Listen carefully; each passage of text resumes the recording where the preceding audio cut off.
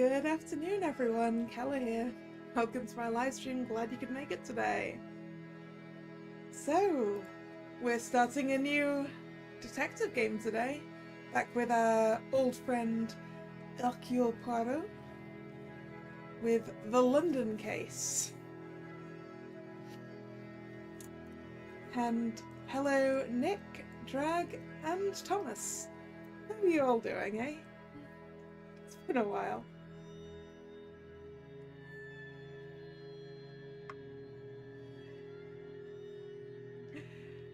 Also, how's the audio balance? Do I need to adjust anything?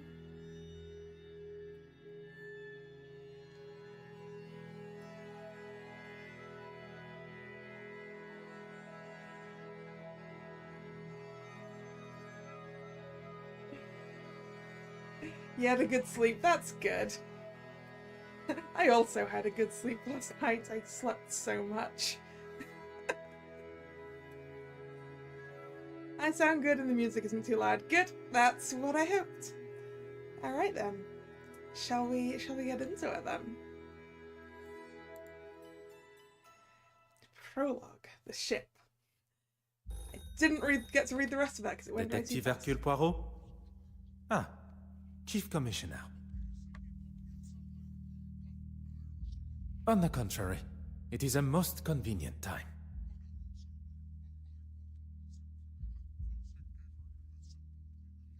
The safe passage of a painting?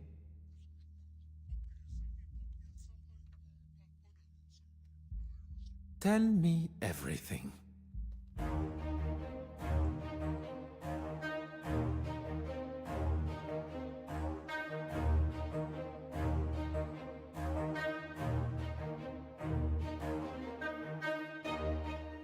Yep, the little grey cells, it is time for them again. And I'm doing fine, aside from the fact that my feet are still not entirely happy with me. I mean, neither is my bank balance, but...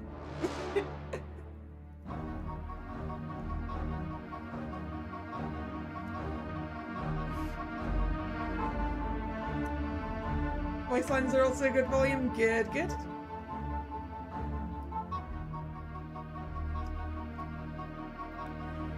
I've been looking forward to getting back to Poirot again. He is, after all, my favourite detective.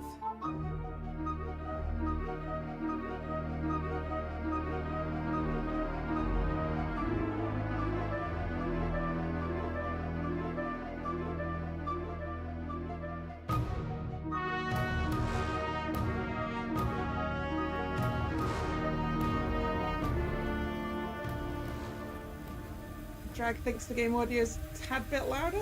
Alright, I'll drop it a tiny bit. Hopefully that's better.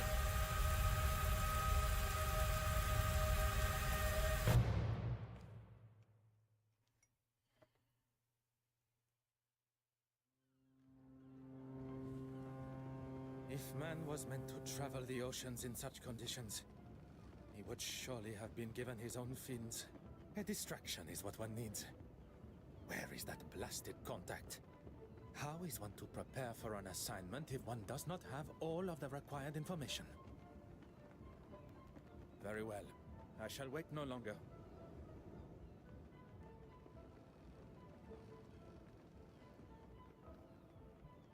Beautiful, isn't she? Pardon, monsieur? The open water. There really is nothing quite like her. When one suffers from the mal de mer, the beauty, as you say, is rather more a burden. Forgive me, I just can't imagine being scared of the ocean in this day and age. The potential to see the world is open to even the ordinary man like us.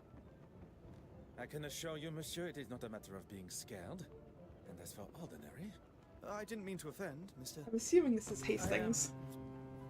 It looks like it's gonna be Hastings. No harm done. Accidents happen. My cigarette case. Where is it? I didn't see. You thought I wouldn't notice? A young lady traveling alone. An easy target for you, I bet.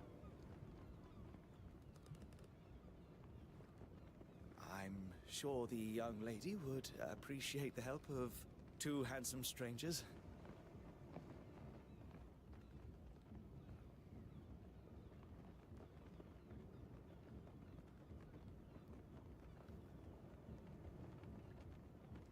It also has occurred to me that I have forgotten a very important object.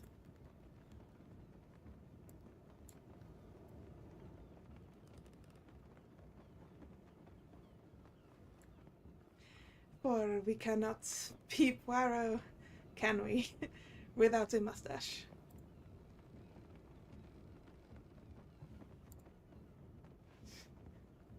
The mustache is very important. Right, use the left click to explore the sea and try to find the missing cigarette case. Alright, is this a cigarette case?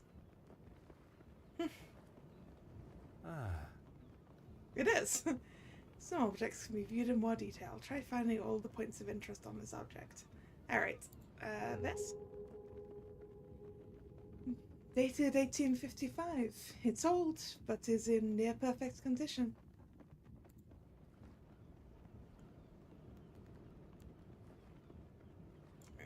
Then probably this crest?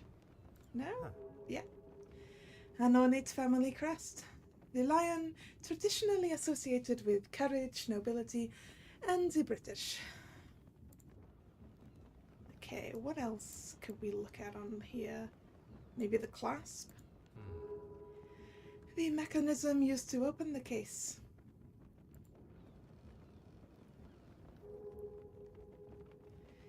A silver cigarette case adorned with a family crest. Collected items are added to your inventory. Left click on the inventory to check it at any time. Adorned with her family crest, I presume. Return it to the passenger suitcase. Okay. Suitcase. How could a porter be so clumsy? Let's give her a hand.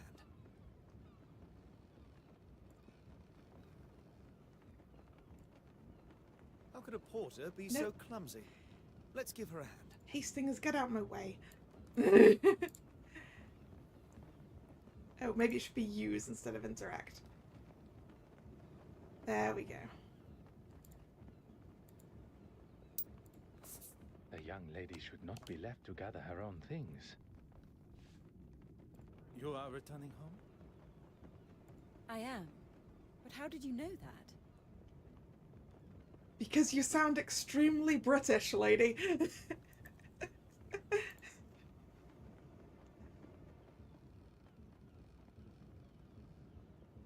How did you know I'm returning home? Well, I guess our accent isn't an option, so we're gonna go with the lion emblem.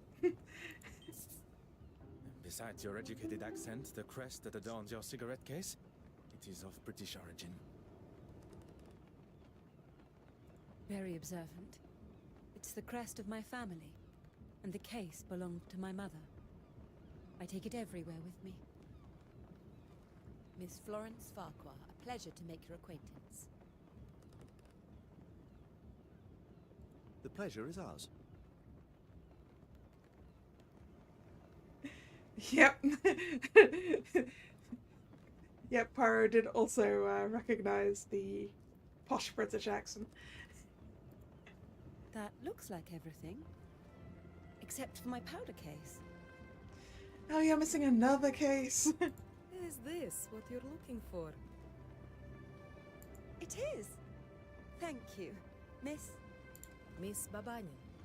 Anastasia Babanin. Russian, I presume. Anastasia. What a beautiful name. It was my grandmother's. Well, that's everything now. I can't thank you all enough for your help. I'd be happy to escort you. Here, I'll take your bag. Oh, yes. Okay, thank you. Cabin 4. I'll be right behind you. Anastasia, perhaps I can offer you a token of my gratitude in the bar later?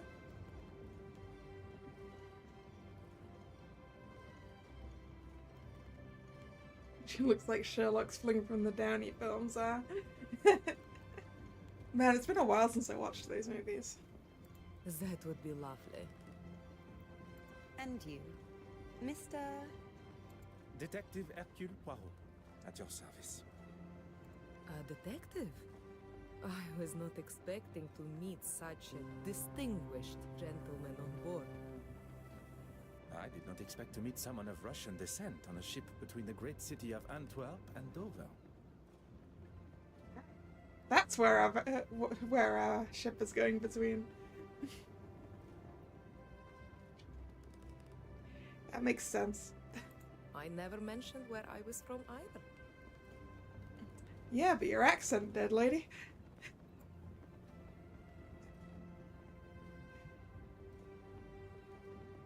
Eastern European accent. Yeah.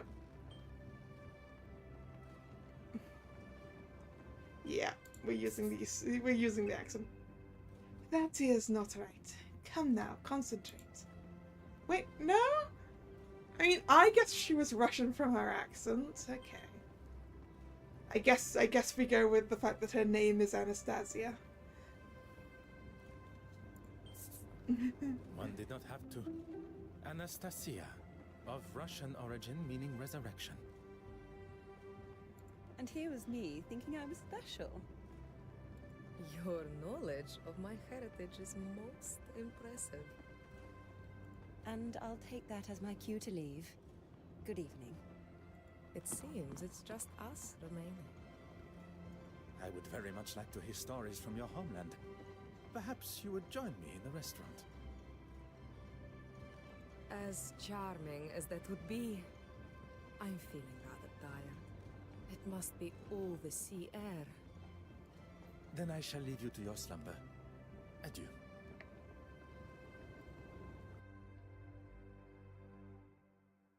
As much as I enjoyed the delights of the restaurant, I still found my mind drifting back to Mademoiselle Babagna. She really was quite charming. I have spent the first part of this excursion neglecting my duties. It's time to retrieve my notebook from the safe and begin. The combination was not a difficult one to remember. 1815, the Battle of Waterloo. Oh. Alright. Wait. Oh, okay. Alright, we do have a submit. I don't just have to turn it. Yeah. Did that submit? Oh, no, I submitted it way too many times. Let's try that one again. Right. Oh no, I don't actually have to click. Okay. Oh no, we do. This is very confusing.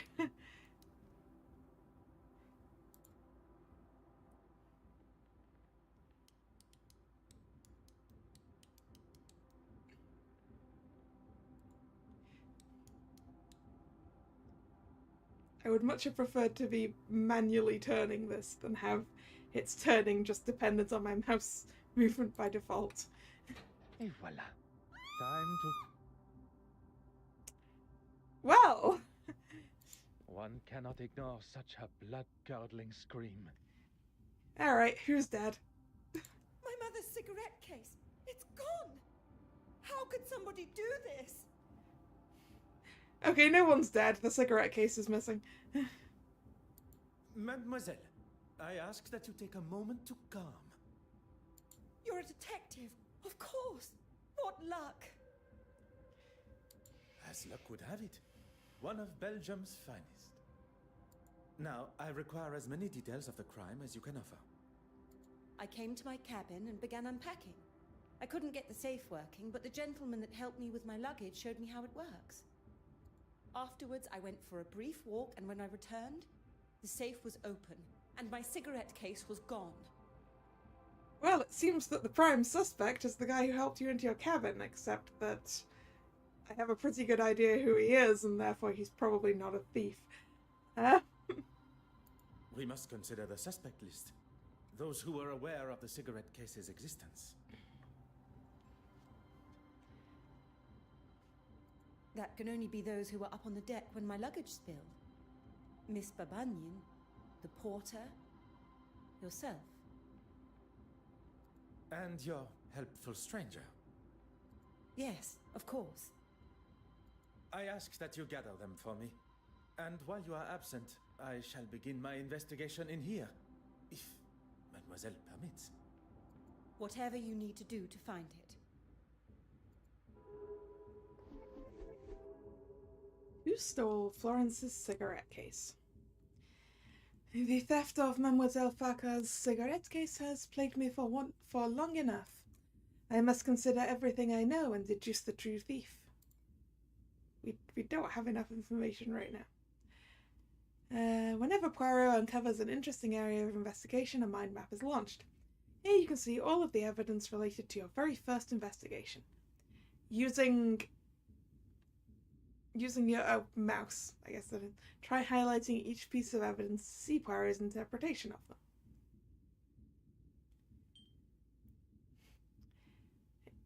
Mademoiselle Farquhar must have been aware of the safe combination code to unlock the safe in the first place.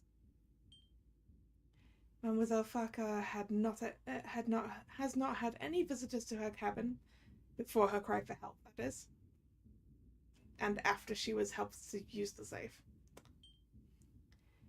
Mademoiselle Farquhar's set of keys to her cabin given to her when boarding the ship, no doubt. Hello, game?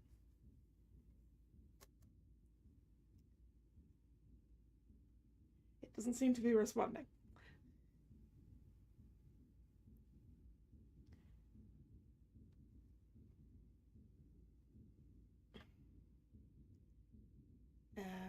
Oh wait, that's probably because it brought up the thing at the top there, isn't it? Duh. It's important to pay attention to all evidence given. This will become vital as you start making deductions. For now, press the right mouse button to return to the scene. Yeah, it was tutorial locked. It was very confused. No one died, Thomas. The cigarette case is missing again. Explore the cabin for more clues. You can use the middle mouse button scrolling to rotate the camera whenever you're exploring indoor spaces. Some clues may be easier to spot from certain angles. Okay, it's very weird to have the scroll wheel rotate things. Alright, let's look at the sink.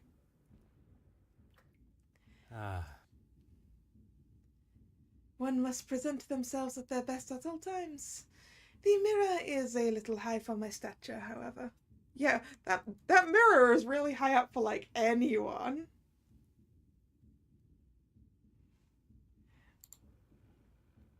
Man, I can't adjust my mustache in that mirror.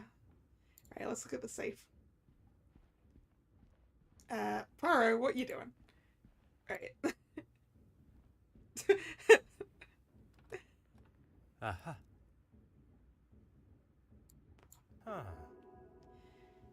There are no clear or obvious signs that the safe has been tampered with. The thief must have found another way in.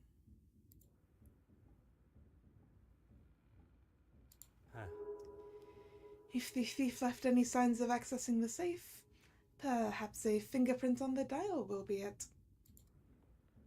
Do we have a fingerprinting kit? The door remains open and the contents missing. Okay, there's something else to look at.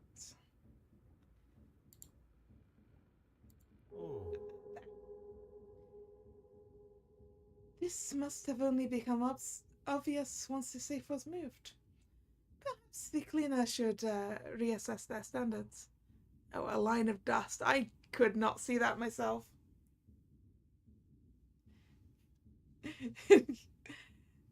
Oh dear, dishwasher making weird noises, huh?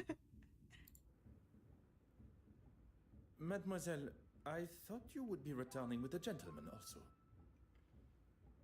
The gentleman wanted to speak to the porter alone first. I was unaware he is also a detective.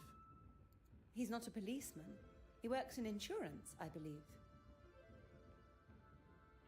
It appears I shall be spending my time chasing amateur detectives around the ship.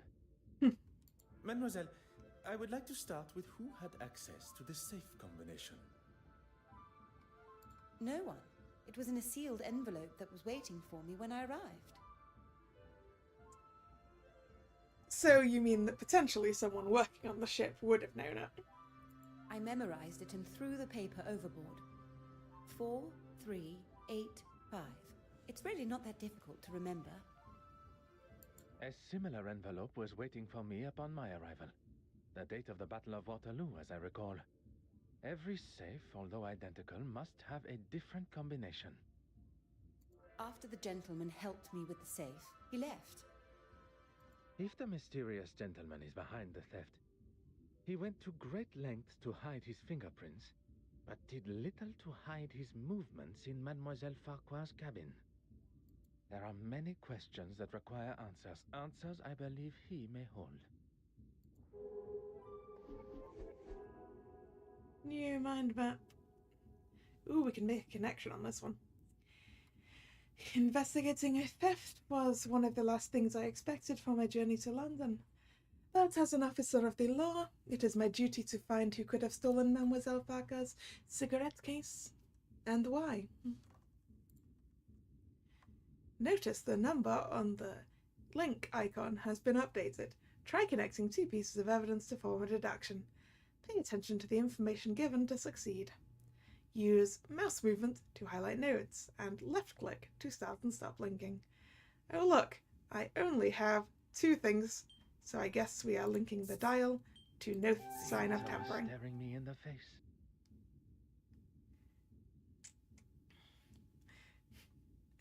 It's like the girl murder mystery books. You either go for a holiday but end up finding a murder. Yeah, that's how Poirot works as well.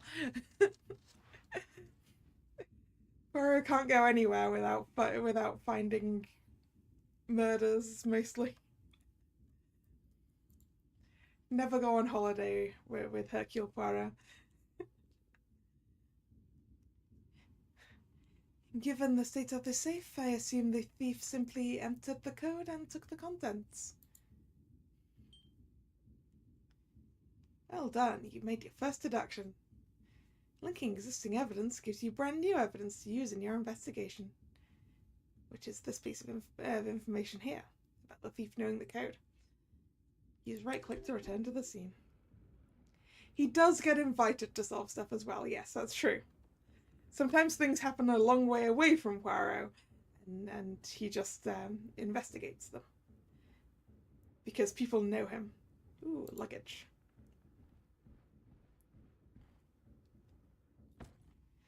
I am surprised Mademoiselle Farquhar's luggage made it this far without spilling with the amount she packed.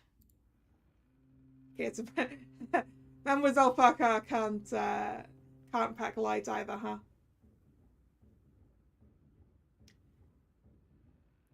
Mascara.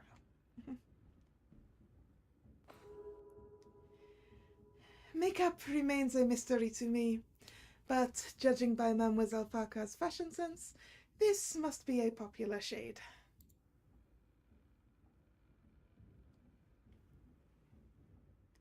What else have we got? The powder case. One must be careful with such delicate powder. A horrible mess it would cause. Although it could come in useful. Are we going to use the face powder to find fingerprints? Is that what we're gonna do? Supper. Ooh, what's for supper? Oh. It seems that Mademoiselle Farquhar chose not to dine in the restaurant. Which means there wasn't that much time that her room was empty, right?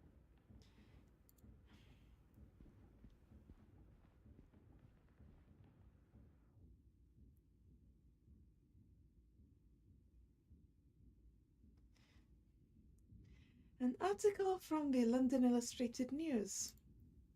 Okay. The changing world in which we live in, and who is permitted to enjoy it. Florence Farquhar. Oh, she writes for the newspaper, does she? Fine art, theatre and literature, as well as other mediums that are synonymous with the arts, have always been considered a middle and upper class area of enjoyment and pastime. with those that fall outside that desired audience being shunned at the door.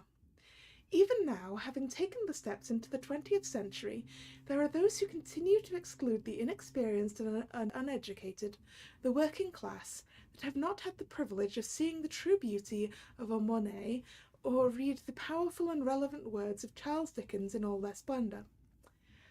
We now sit at the dawn of a new age, with London continuing to solidify its name as a pioneer, bringing art, music, and literature to a modern audience that care more about the contents of the art form in front of them than the contents of their pockets.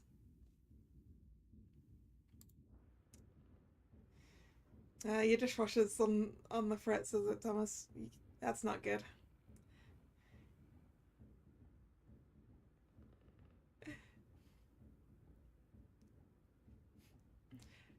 My dehumidifier went on the fritz. I need a new one. What else is in here?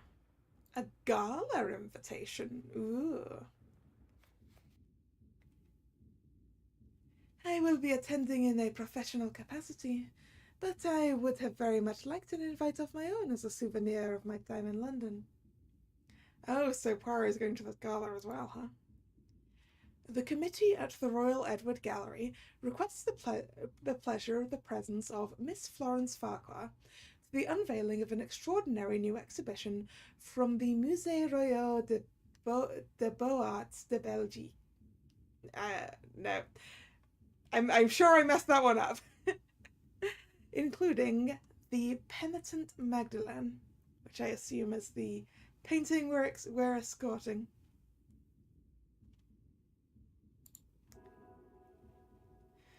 The formal invitation on one side, blank on the other. Alright, I want to know what she's reading. Let me see the book.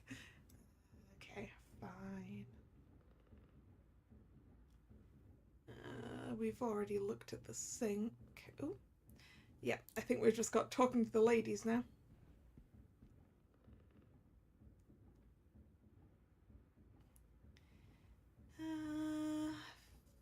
Let's talk to Florence first. Mademoiselle Farquhar, I shall have your cigarette case returned to you before we reach the English coast. I hope so, Detective. The newspaper article. You caught me, reading my own article. The porthole was an option? I don't think I got an option for it. I can go back and look. I must say you raise a very interesting point. Art should have no social boundaries. Creativity is for all to enjoy. Thank you for saying that. I wish everyone was as open-minded. The gala invitation. Yes, I'm really quite excited about it. You have been invited to a preview at the Royal Edward Gallery. A small world indeed. Will you be in attendance? It's actually one of the reasons that I have been in Belgium. I was lucky enough to have a sneak peek at some of the pieces on show. I'll also be writing a follow-up article on the success of it. Fingers crossed. Lucky indeed. I am sure it will be a great success. Merci, mademoiselle. That is all for now.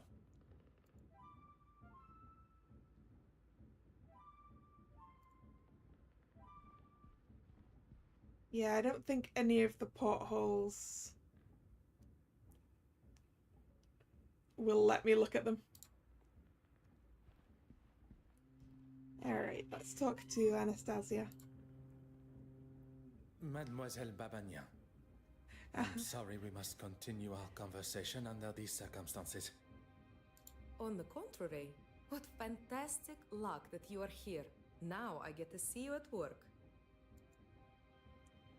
Please, walk me through your movements since our last meeting. I'm afraid I've done very little, actually. After we parted ways, I went to my cabin. I had barely unpacked and I was fast asleep on the bed. Alone? That is a rather personal question, don't you think, Detective? It's indeed a rather personal question. I'm sorry, I'm a little nervous. A poor attempt at a joke. Yes, I was alone. There is no need to be nervous. And then? And then I was woken up by Florence's scream. I have never heard something so terrifying. Yep, I thought someone was dead. Um, personally.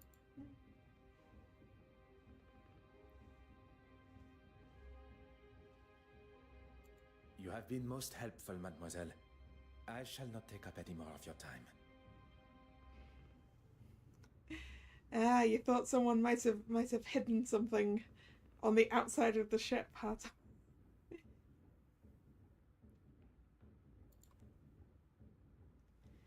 Alright. Have we got some links and things we can make? We don't have any links we can make, but we've got a bunch of stuff.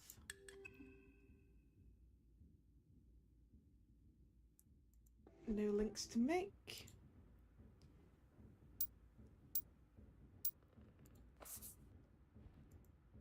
Ooh, can I can go and use the powder on the safe.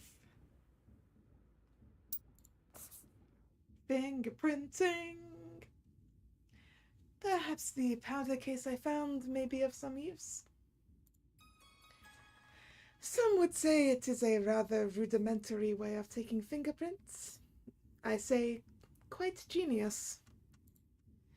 No signs of any fingerprints on the dial.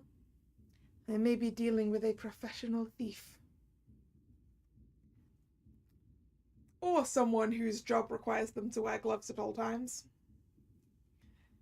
I don't remember if the porter was wearing gloves, but I'd assume he would be. Oh, wait, what's that? I had to interact with the door handle.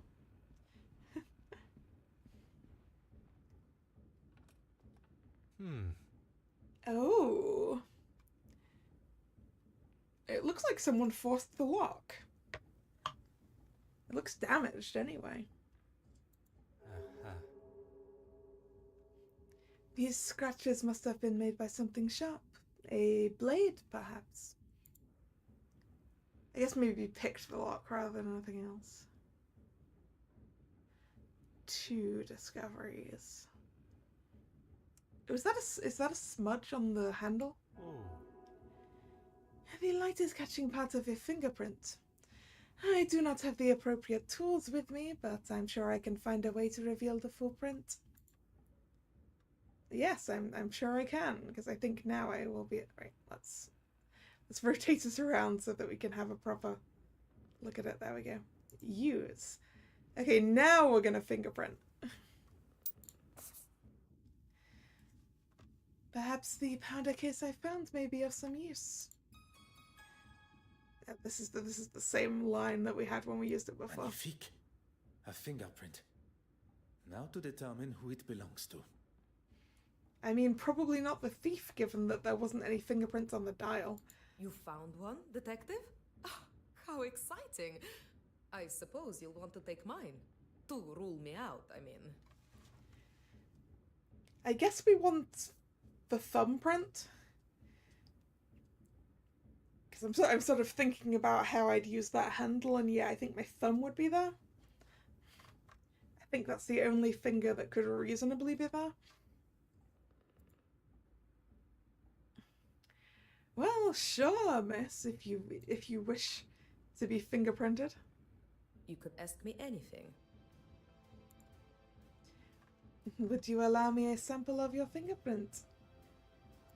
Am I to be used as your guinea pig? You're surprised only one fingerprint shows up. I would not dare compare you to a guinea pig. Would you be so kind? I think it's more that it's a lot easier to see the fingerprint on the metal of the door handle than it would be on some other surfaces. The answer is yes, of course. I have nothing to hide. How are we going to take and compare fingerprints? Well, in order to take someone's fingerprints, we need ink. We don't have ink, but we do have mascara. And then we need something to print it onto, so the back of the gala invitation. The thief knew exactly how to keep their identity hidden. I must now take fingerprint samples from the others. Taking Mademoiselle Farquhar's will allow me to compare what prints are hers with any that may belong to our thief. Followed by samples from Monsieur Hastings and Monsieur Allard. I assume that's the porter's name then. Hey, wait! We haven't had Hastings' name yet! Hey game! I don't think we have that information yet. The only fingerprint that remains on the door is the one left by Mademoiselle. I don't think we had that information yet either, game. I mean, I was suspecting that it was her own fingerprints on the door since there was nothing on the dial. Is this a sequel? I suppose it's technically a sequel. Because this definitely happens after the first case. But back then we had not met Hastings yet. The only fingerprint that remains on the door is the one left by Mademoiselle Farquhar upon returning to her cabin. The culprit continues to evade me. There must be something I have not considered. This game doesn't have any challenge settings. I didn't see anything like that in the settings. I did go into the settings. I've left hints on, but other than that, I think the game expected me to go outside and talk to the guys before I had a thorough poke around in this room. Alright, we have a connection.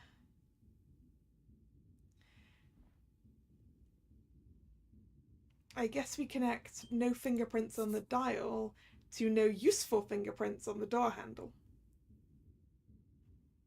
Things are beginning to become clearer. No useful fingerprints remain. The thief has been careful to cover their tracks.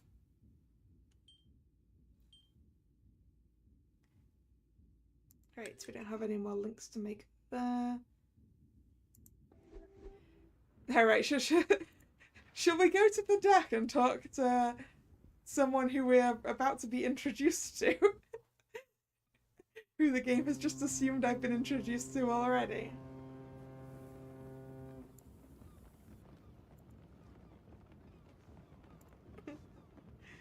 I'm sorry, but it's just not acceptable, Mark.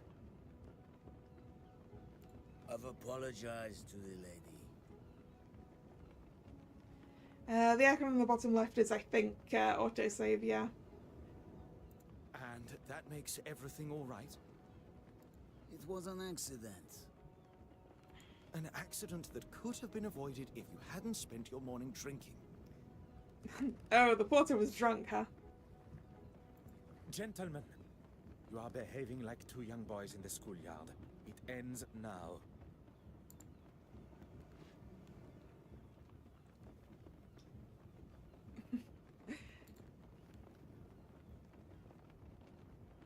Is Mademoiselle Farquhar aware you are acting as her knight in shining armor? I wouldn't go as far as that. I think perhaps we have got off on the wrong foot. I'm Arthur Hastings.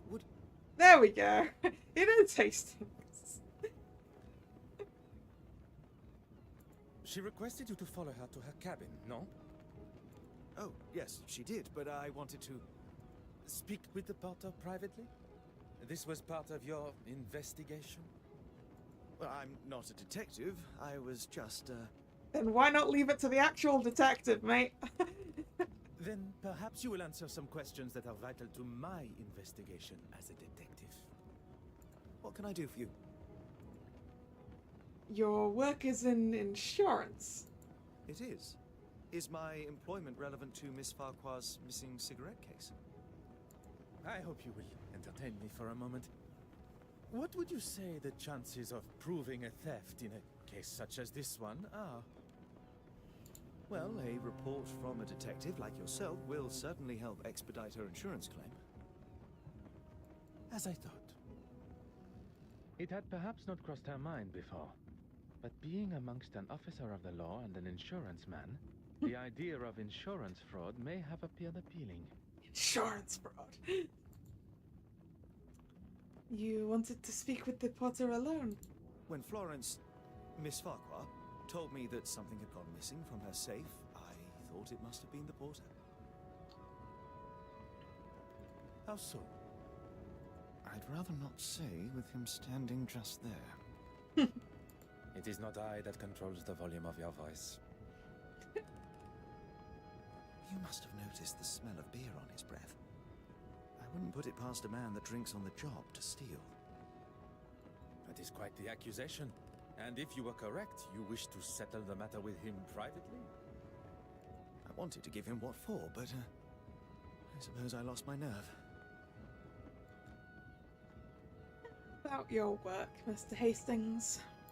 I'm what some would call a middleman. I oversee the handling of recently sold items and put the buyer in contact with an appropriate insurer. The mention of insurance initially sparked my attention, but the more he talks of his work, I believe he may be my mysterious contact from Lloyd's of London. Yeah, he's done a terrible job of being a contact, then. It was your work that took you to Belgium? I can't go into too many details, but I'm actually delivering a rather special piece of art to London. I'm meant to be meeting an official of some sorts that's supposed to be helping me, but no sign of them yet. And it is confirmed. It concerns me that my supposed trusted colleague has found himself involved in the middle of my investigation.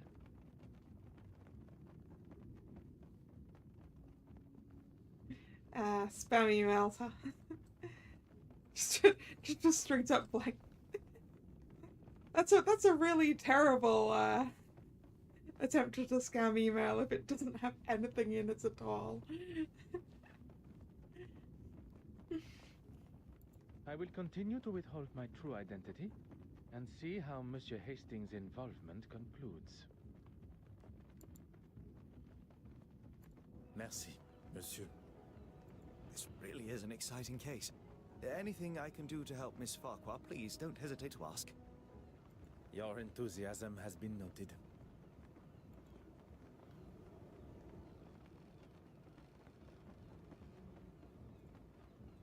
Right, while I was talking to him, I saw that the other guy was over here, I believe. There he is. Perhaps you and I can have a more civilized discussion.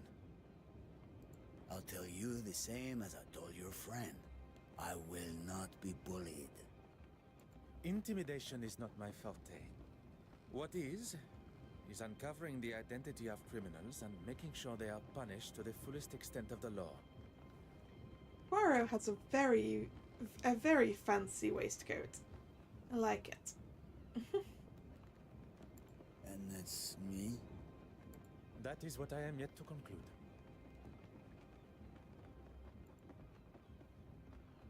Is it usual for one to consume alcohol while at work? Who said anything about drinking alcohol? It does not take a detective to identify the distinct odor on one's breath. Is there law here? We're in the middle of the ocean. Good point. Maybe one to calm my nerves. My sea legs aren't here yet, that's all. I mean, I'm not sure I'd call it the middle of the ocean, technically. We're in the middle of the English Channel. Hello, Stu Achievement, yes. Indeed. How did you come to injure your hand? I was in the cargo hold, cutting something with my knife, and it slipped. No harm done. Well, you see, this is why we don't drink at work, Mr. Allard. I'm not quite sure you understand what that means. So now I am stupid and a drunk? Yes, actually. Do you have the knife in question on your person now? I don't. He stole it and won't return it.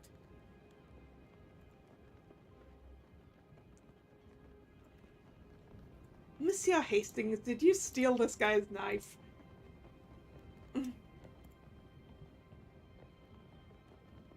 What can I do for you? Monsieur, the potter's knife? May I see it? Sealing knife. Well, it's got blood on it. Huh. Evidence of blood. This must be what Monsieur Allard cut himself on.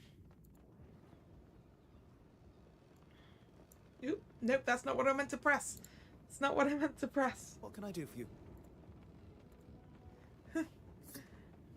Ah, I pressed the wrong thing to rotate it. Yeah. Dulled spike tip, huh? I thought what I found was blood.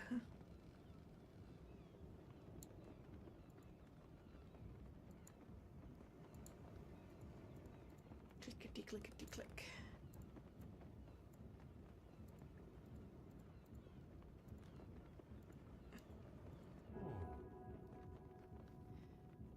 A standard handle for such a knife. Yeah.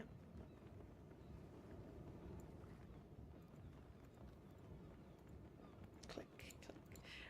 Where is the other thing I'm supposed to be finding?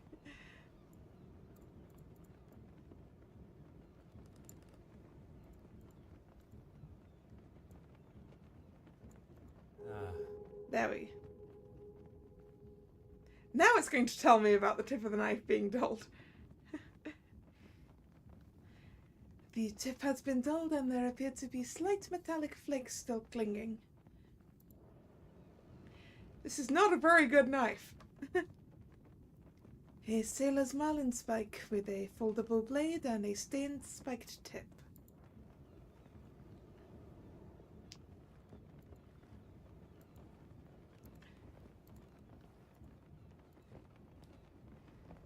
Alright, let's go talk to the guy again. Yeah. I missed. Oui, monsieur. Nope, I there's shall nothing let there. you return to your duties. Maybe I need to make a connection. Nope. I'm on inspect the ship. Alright, we're gonna go look around then. Ooh. What was that? A book?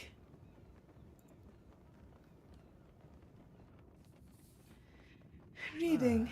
An excellent way to distract oneself from the surrounding ocean.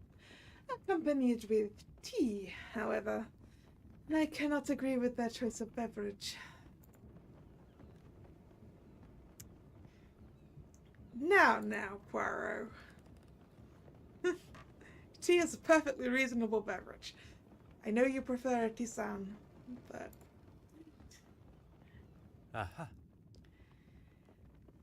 A well-crafted brass telescope for viewing the open ocean and stars above. Who's let... I'm surprised that hasn't rolled away.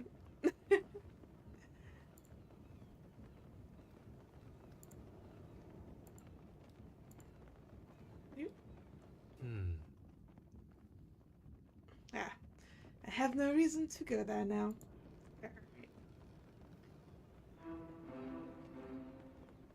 I can't turn the thing at the moment. What about this way? Do I have a reason to go down here? Nope.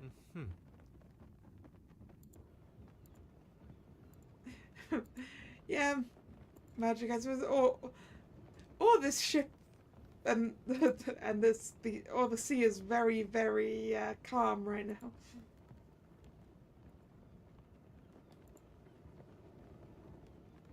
To the dining room. Can I go to the dining room? Huh. Nope.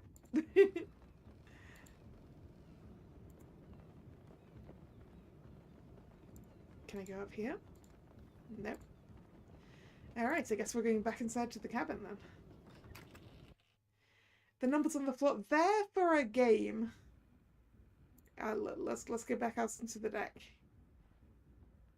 I don't know what the game's called. But these objects here are for playing it.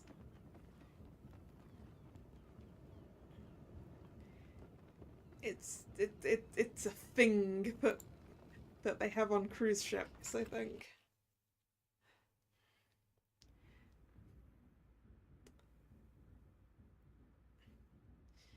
Alright, shall I talk to Florence? Of course. Whatever you need. Shuffleboard! Yes, that'll be it. Was the cigarette case insured? Insured? Oh no, why would I have it insured? Why would you have it insured? Because it's very important to you and probably worth a lot.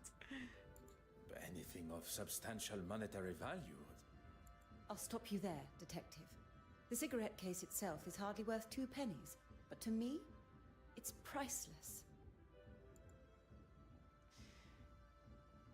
Has anyone been alone in your cabin? Apart from obviously you. Not for a second. At least not with my permission.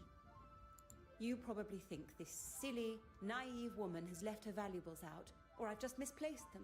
But I assure you, that is not me. It had not crossed my mind for even a moment. There appeared to be scratches on the cabin door's lock. Oh, wait. Those scratches are from something sharp. And the knife we found has little bits of metal and stuff. Maybe the porter did do it. Who could have caused these scratches? The porter. Currently, the only suspect I have for the scratches is the porter, Mark. Why the porter? Ooh, we're missing a thing. He owns a sailing knife. And he cut his hand by accident? That is not right. Come now, concentrate. Well, I'm clearly missing something here. So, okay, he owns a sailing knife and he's an alcoholic. There we go. Looking at the condition of the door and its lock, I cannot rule out a drunken attempt to open it.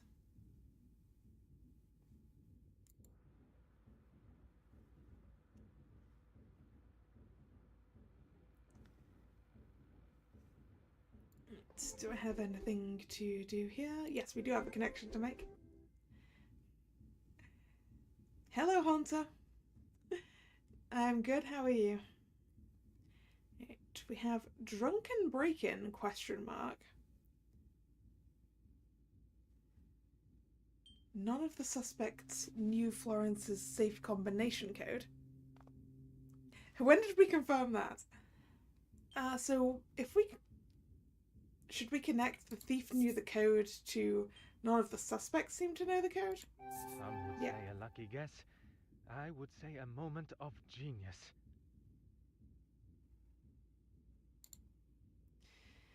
Although the suspects did not have the code to the safe, there is still the chance that it was cracked open.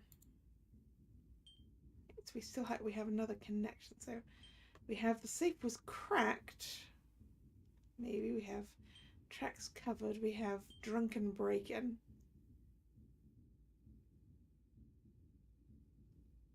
I mean, we can also... I guess if I connect the safe was cracked question mark to no signs of tampering. I must take a different approach if I am to uncover the truth. Fine. The safe was cracked to the guy was drunk. Get me any closer to my goal. tracks covered. I There we should go. not be surprised by my own skills of deduction. 10,000 possibilities.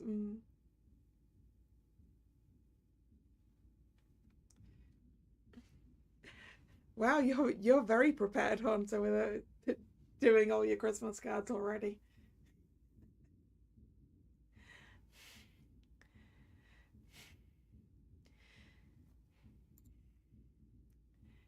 The thief's attempts to fool me and cover their tracks only shows that they knew exactly what they were doing. We have another connection. So we have expert break-in. Oh, if we connect expert break-in to drunken break-in, we can go, it's probably not the porter. I can confirm that the porter was nothing more than a scapegoat for the thief.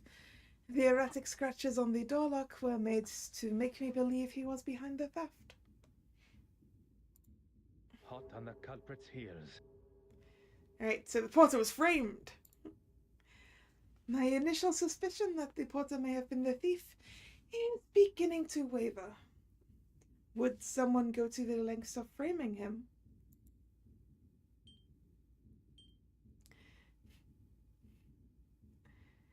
I suppose he's an easy scapegoat, really, isn't he? But you've got your Christmas tree up already, Thomas. Mine's not going up until the 1st at the very earliest. I love having my Christmas decorations up, but I can't justify putting them up before December.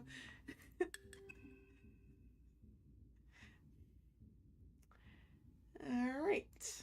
I must consider the suspects I have in front of me. Monsieur Hastings. He is keen to impress Mademoiselle Farquhar and claims that he was alone in his cabin working since.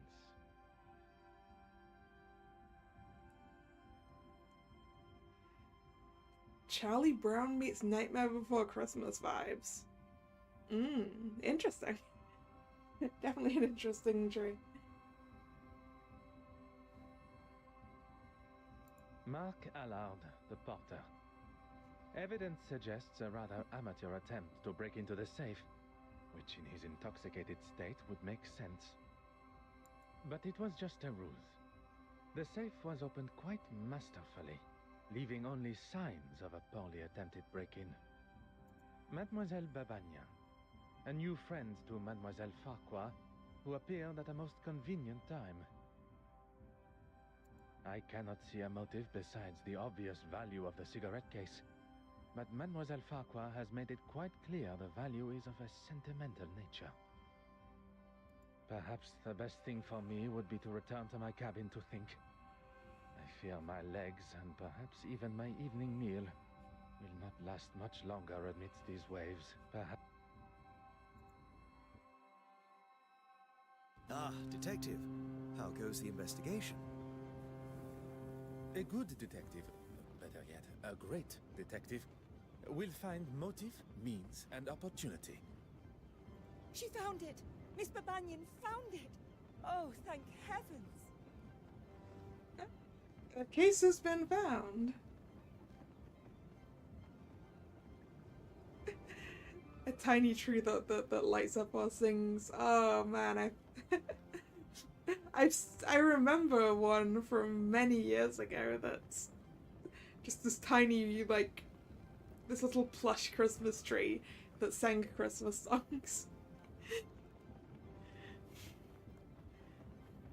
I was on my way to speak with the captain when I saw something shining underneath one of those pipes. Strange that it was not spotted earlier by any one of us while on the ship's deck.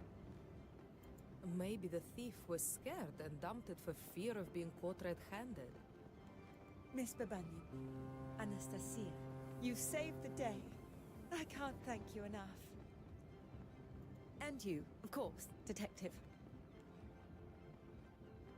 I find Mademoiselle Babagna's explanation of finding the cigarette case rather coincidental. But without any definitive proof, I cannot suggest anything otherwise. Why is it just us on the ship? I think there are other people, but we're not allowed to go anywhere on the ship that might have those other people. The cigarette case has been returned and the coast is in sight, which is what is important. I mean, that's kind of suspicious. Although, there still remains a part of me that craves the truth. Right, Poirot? I want to know what happened. Did Mademoiselle Anastasia sort of fake a theft and return of it in order to get in Mademoiselle Farquhar's good books? I suppose you can chalk that up as a victory.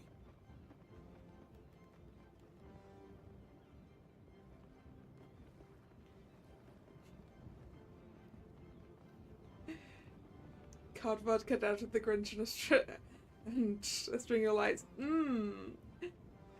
Yeah, that would look pretty good, wouldn't it, Hunter? A victory for Mademoiselle Farquhar, but not in the eyes of the law.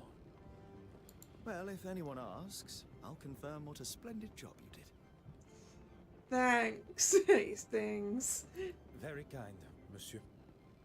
While we are on the matter of truth, Monsieur Arthur Hastings, you are here to oversee the transportation of the penitent Magdalene painting, are you not?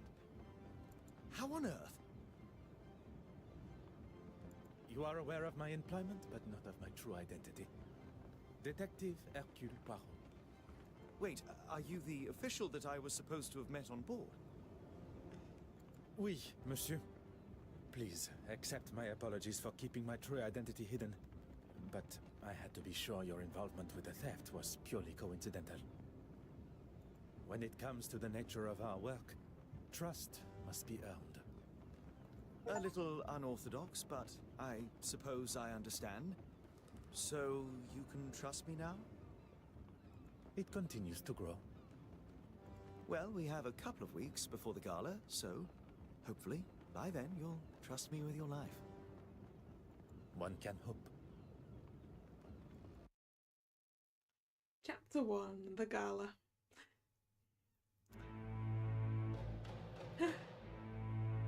Look, it's London.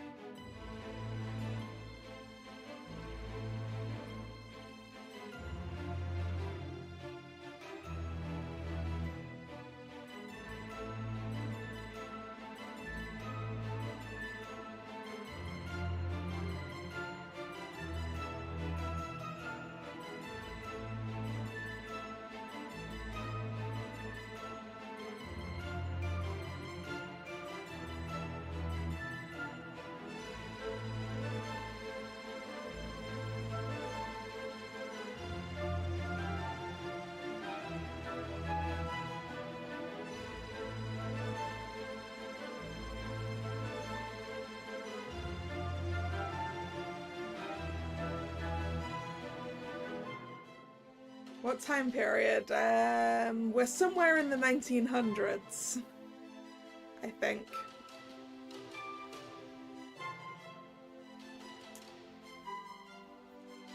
Early 1900s, I think.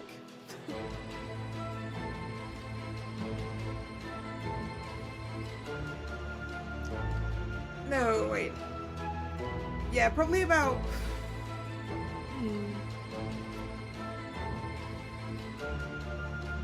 Yeah. Maybe we'll be told exactly.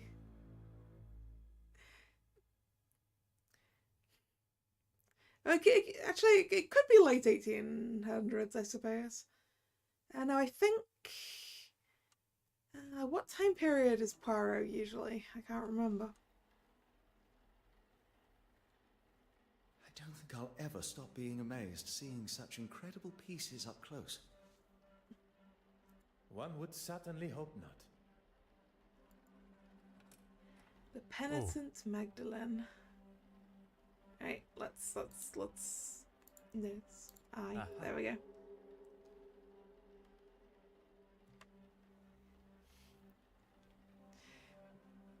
Yeah, that's what I was thinking with the cigarette case. Yeah, if it's 1855 and old, but it did belong to her mother, but whether her mother was the first holder of it or not, is a different question.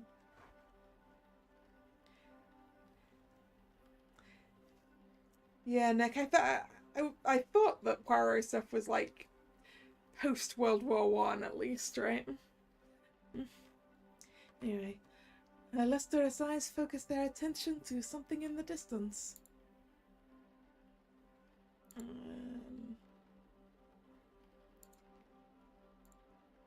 Lips. The contrast between the deep and vibrant red of her hair and the softness of her lips gives a most feminine and tender appearance. What else could we look at on this? The hair? This eye? Eyebrows? Neck? Her outfit? There's still two more things we need to look at.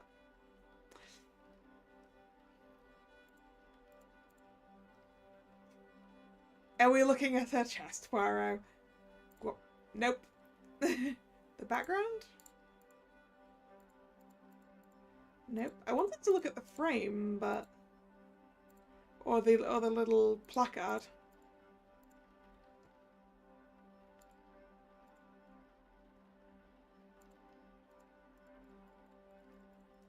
Clickety, clickety, clickety, clickety, clickety, clickety. There we go. I had to get the exact right point on the halo.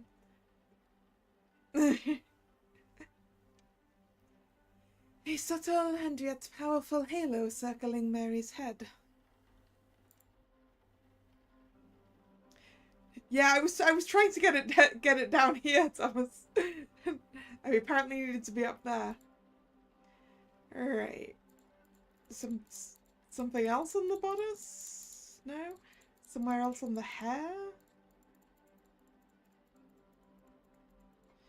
A different point on the frame?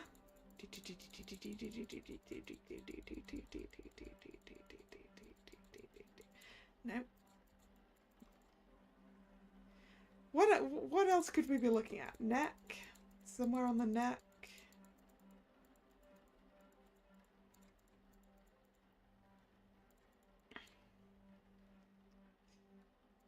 Where else am I supposed to be looking, game?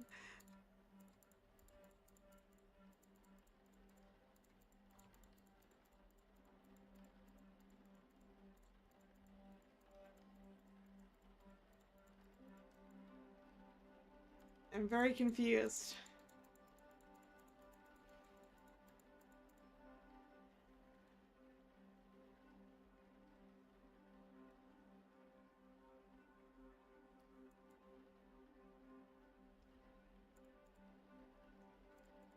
I want to look at the fancy frame. Ah! The cheek! Has near perfect complexion as I have seen before.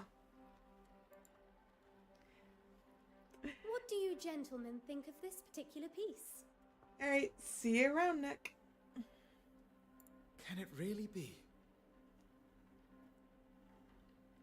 To a layman, perhaps. I'm afraid it's a complete fake. Ah, a girl with a pearl earring, huh? No. Such eloquent and delicate work. Very observant.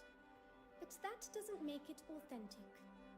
You know, even Michelangelo himself was an art forger in his early career. See if you can spot the telltale sign of a forgery. The telltale sign of a forgery.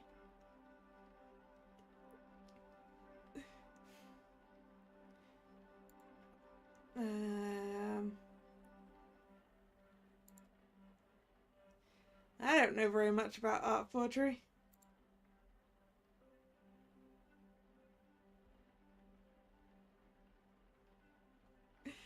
The only art forgeries I've investigated are the ones in Animal Crossing.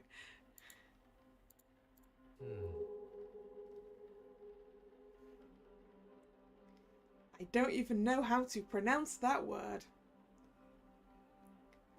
Big circle cursor is just how the cursor looks, I think. I don't think it changes.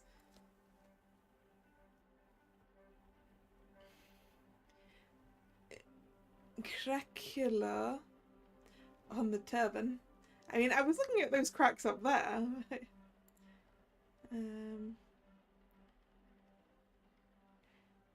Oh, if the paint being cracked up here. Oh, it does change size a little bit, doesn't it? That is really subtle. Huh. But thank you for pointing it out, Drag, because you're clearly correct.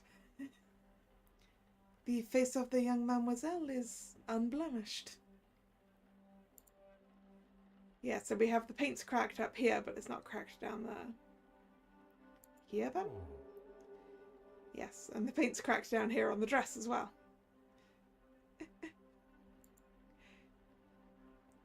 The craquelure is inconsistent across the painting. Surely a sign of a cheap imitation. It was kind of subtle to me.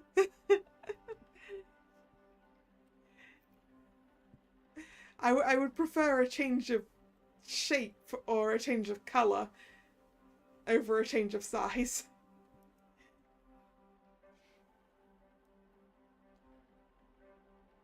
Very impressive, Detective. Unconvincing aging is one of the most common giveaways of a forgery, whether it be in the craquelure, the smells of chemicals used to artificially age the painting, pigments that haven't dulled with age. Yeah, unconvincing aging. Sometimes it's as simple as the materials used just not existing at the time of painting. The trustees were quite excited by its arrival, but it didn't take me long to identify its faults. Quite the detective yourself, Mademoiselle Warbeck. Please, call me Evelyn. If there's one thing I've learned in the short time I've spent with the detective here, formalities and politeness are essential. They are a cornerstone of modern civilization and must be upheld. This city could benefit from more gentlemen like yourself. Now that the etiquette of our greetings has been decided, shall we finalize preparations? I was hoping you'd say that. The exhibition area needs to be secured. I wonder if you would be able to lock the remaining doors for me? I'll lock the west wing door when I'm finished there. And if you could tie this ribbon around the handles of the main door for me, I'll leave it outside.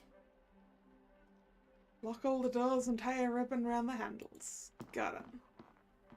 If securing the exhibition room is what Mademoiselle Warbeck requires, that is what shall be done.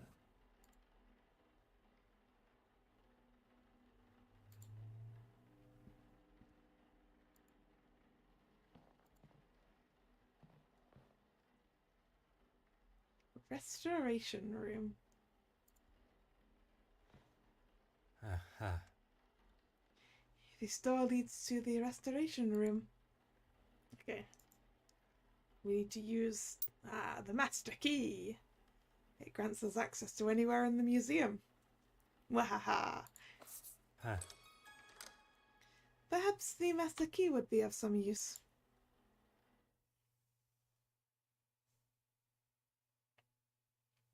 Miss Warbeck did ask you to make it look pretty. One shall complete the task to the degree it is requested. Symmetry is the key, you see. Poirot is good at tying bows, huh? How does a master key work compared to other keys?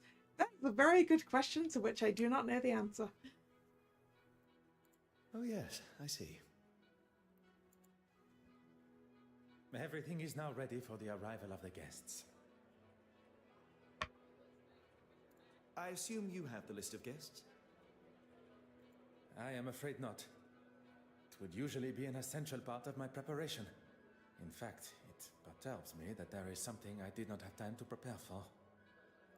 Would you like me to find Miss Warbeck? There may still be some time to check the list. Look, there's Miss Farquhar with Miss Babonin.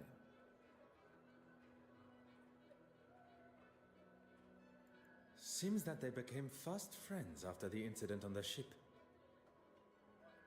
Intriguing. Intriguing how? Does Poirot also suspect what I suspect? That the theft of the cigarette case was faked in order to obtain friendship. Speculation, monsieur. Nothing more. That head of yours is just constantly full of thoughts. Who's this? I have no idea, but she's sure to turn heads with such a fetching dress. Bright yellow. I quite agree. And who is this dapper-looking gentleman? Mon Dieu. Wait a minute. Hey! Is that? Well, I never. It's Zachariah! From the first case. Poirot, you devil! Forgive me. What are my manners? Detective Poirot. Goodness, Monsieur Demire. Poirot is more than adequate for an old friend. He saves my family from near ruin, uncovers a murderous plan, and still has the modesty to not correct a buffoon like me. Allow me to introduce myself. Heavens, my manners appear to have been replaced by surprise and excitement. Forgive me. Monsieur Demire, this is Monsieur Arthur Hastings. You've got yourself a partner now. Well, any friend of Poirot's is surely a friend of mine. Monsieur Hastings has been kind enough to show me the sights of London. A more than adequate guide. I would take that. It's as often as a blue moon you see Poirot handing out approvals like that. And what is it you do, Mr. Demire? A previous field medic, Monsieur Demire now finds himself working for... with his brother, doing most honorable charitable work all across London. Need I say more? Could everyone gather together for a photograph, please? Would you all move a bit closer together for me, please? I didn't realize we were going to be in the newspaper. Is that a problem? No, not at all. I just want the camera to get my best side. Okay, if everyone is ready. So, Poirot, what on earth are you doing here anyway? My orders were to see to the safe travel of the centerpiece of the exhibition, the penitent Magdalene. Monsieur Hastings here travels with me, covering any administrations and insurance requirements. Art protection? That's a bit beneath the great Hercule Poirot, isn't it? Especially protecting it from this lot. I mean, you say that, Monsieur Demire, but I suspect that when we undo that pretty ribbon on the door and take a look inside, the painting will be gone, and we will have to investigate it. Perhaps you would be so kind as to introduce us. Where's the fun in that? We have to make sure those... What's it you call them again? You are referring to my little grays.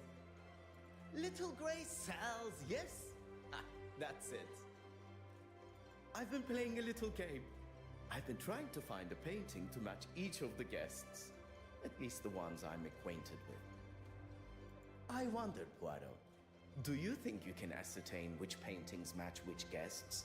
Which paintings match which guests? I can give you a little info, but you'll need to make your own inquiries. Alright, tell me about the woman in the gold dress. Okay, gold, not yellow. Fine. Miss Irene Courtsmire. She's one you'll want to keep your eye on in the future art scene. Born and raised on a rather affluent estate, she turned her back on her parents in her teens to start a new life in London as an artist. We are already acquainted with Mademoiselle Farquhar. She's a very nice young lady. Ah, really? Interested, are we? I was only making a comment on her nature, nothing untoward, I can assure you. Tell me about the bishop. Or as we are all meant to refer to him as, the Honorable Reverend Horace Mountjoy. He's a man of the church. I'm not sure what else there is to say. If you're wanting to keep the lectures to a minimum, I'd avoid admitting to anything that would even be considered a sin. Understood. Tell me about the refined-looking gentleman. Ah, Mortimer Aylesworth. If you've not heard of him, I'd get familiar with the name. Eton and Cambridge educated, he followed in his father's political footsteps and has already surpassed them. Fancy politician man. Okay, got it. Tell me about the couple. Johan Christiansen and his glamorous wife, Betty Allen. Betty Allen, the actress. The very same. They've been here in London for a few years, although she still plays down her baldness for British society, even with her recently taking a new role in the theatre. She did not take his name in marriage? Allen is her maiden name. Works as her stage name too. A lot snappier than Christiansen. And his employment? He's a partner for a private bank in London. He has told me what he actually does many times before, and many times I forgot. You will no doubt already know our host, Evelyn Warbeck. We have already made her acquaintance. Very pleasant, if not rather flustered by today's exhibition. That's everyone. Well, there's Mr. Hastings here. I'm sure we shall get to know each other better. And our mystery woman. Anastasia Babana. We met briefly while traversing the channel. Look at you, Poirot. Got a love interest of your own, huh? Monsieur Demire, must I remind you of why I am here? No. No need at all. I know you're strictly business. Let's see what you can do then. And come back to me when you know enough about the guests to solve my little mystery. Alright, okay.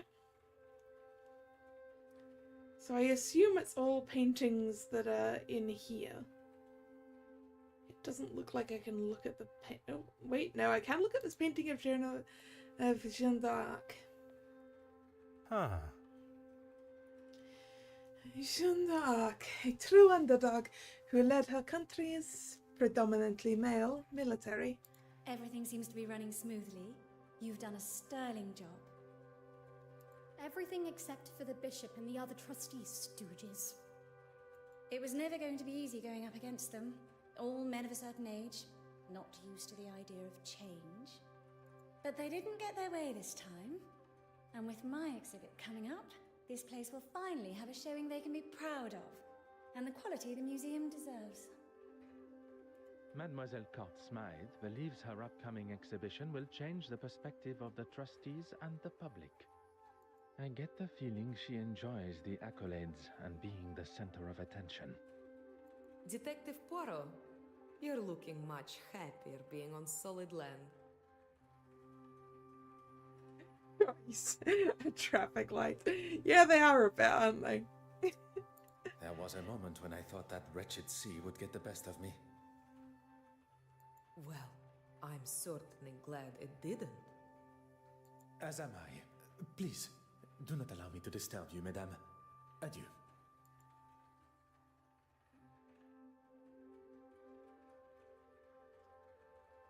Attached wing.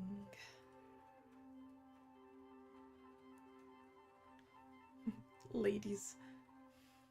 Shall I talk to the ladies? I should leave these ladies to their conversation. There.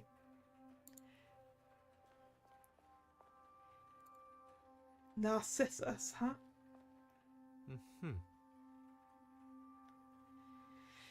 Clearly the subject has an unreasonably high sense of their own self-importance. Ah, beautiful, isn't it? Not like the modern tripe Miss Warbeck insists on bringing into the museum. Oh, the Lord will not look fondly upon her choices. I would hope one's choice of art would not affect one's chances for a better afterlife. Let's hope not, for her sake.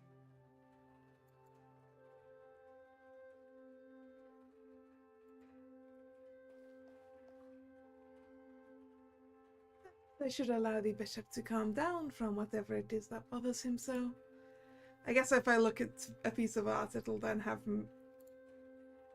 me hear a conversation of, I guess, the person that is associated with it. Perhaps. What other art do we have?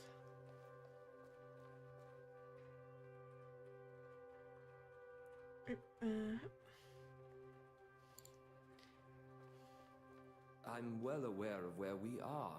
I just want to make sure I'm looking my best for the photographs. And people call me the drama queen. The worker bee. Oh. A busy little insect, toiling for the good of the hive.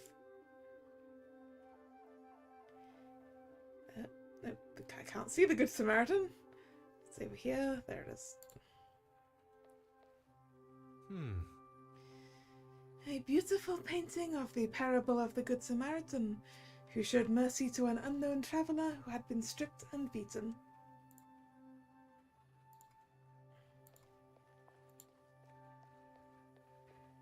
Museum exhibition room. We can't get.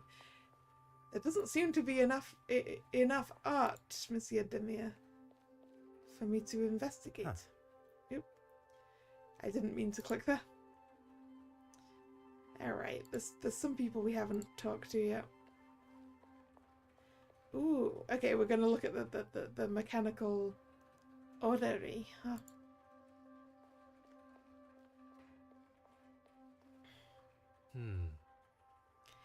A mechanical model of our solar system, with the planets all revolving around the sun at the center. It looks like I can access more paintings in the northwest corner of the room, left of the staircase if I am not mistaken. Incredible, isn't it? And to think we are all located on that one small planet, revolving around an all-encompassing star. To think of all the suffering. I give what I can to charity, but what this country needs is someone willing to put the poor first.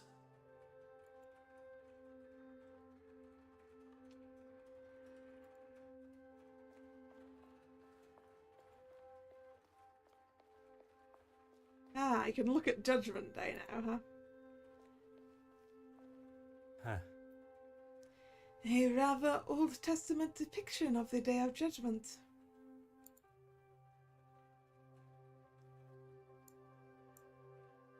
Ooh, wrong button, wrong button. And the wild horse.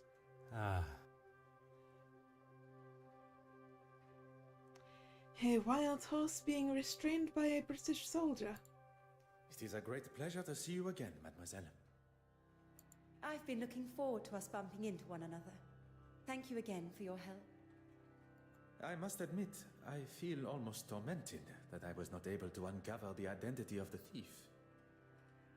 All that matters is that it was found. If you'll excuse me, I really should get on. This article isn't going to write itself. I moan, but it's my love. My obsession, you could say. How dare you! That might be something you say where you're from, but not here. Not to me. What a waste of champagne. I thought this was supposed to be a civilized event. Are you all right, mademoiselle? I hope you did not spill any champagne on your gown. Don't worry about me. It's only that wretched man that has got some cleaning up to do. His suit and his mouth, by the sounds of it. Well, he's the one who decided to wear a white suit. Do not allow this to ruin your day. I have no intention of allowing such a thing. In fact, we have business to discuss. It would be good to at least schedule a time that suits us both. Monsieur Christiansen and Madame Hélène have returned. You are to be the focus of Mademoiselle Farquhar's article. Miss Court Smythe here is the next big name, and she has been kind enough to offer me an exclusive interview. Madame Hélène has left via the exit, but Monsieur Christiansen has not gone with her. Do not allow me to interrupt your work. Ah, you've had more than enough time, detective. So, how did you get on? If one is to discover the truth, one must proceed using the correct methods and cannot be rushed. Alright, we've got to do this now, huh? So...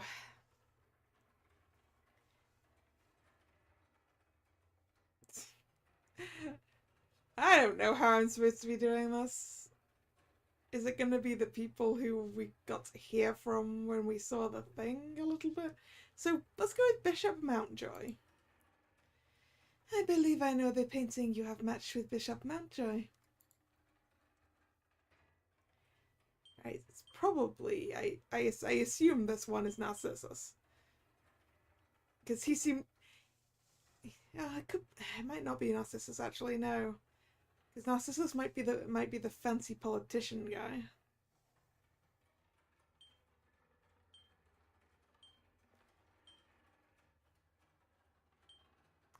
So maybe the bishop is old-fashioned Judgment Day.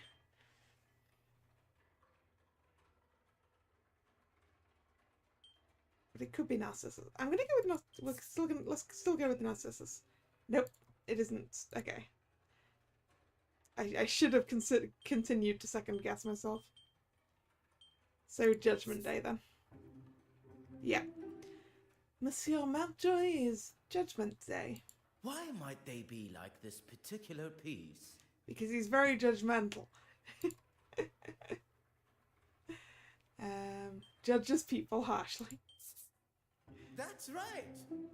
Although I shouldn't be surprised. Anyone else?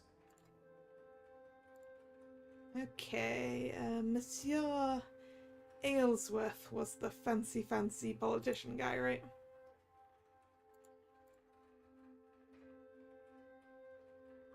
Which makes him Narcissus, I think. No?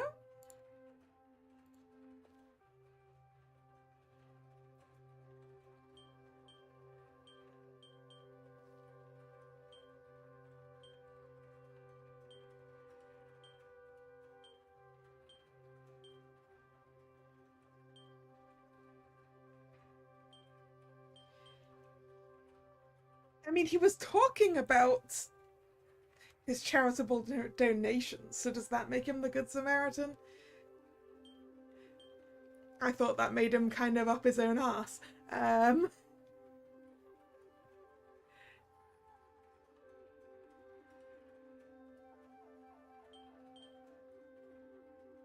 B? Could be the B.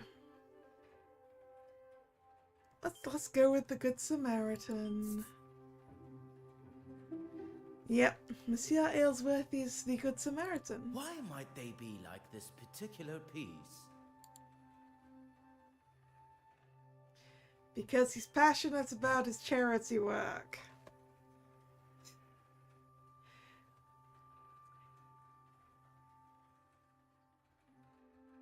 Although it doesn't feel right to me that he was chatting about how wonderfully charitable he is. Made it sound like he was doing it for attention to me, but... That's right. Although I shouldn't be surprised. Anyone else? Okay.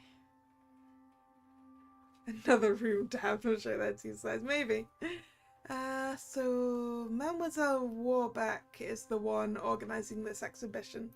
So she's probably the worker bee, I think.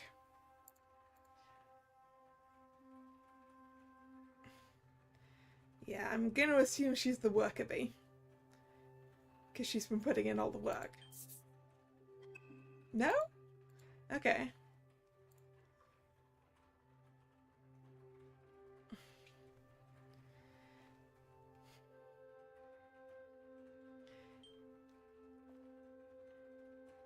Is she the mechanical thing? Oh, she could be Joan of Arc, maybe. I don't think she's the wild horse.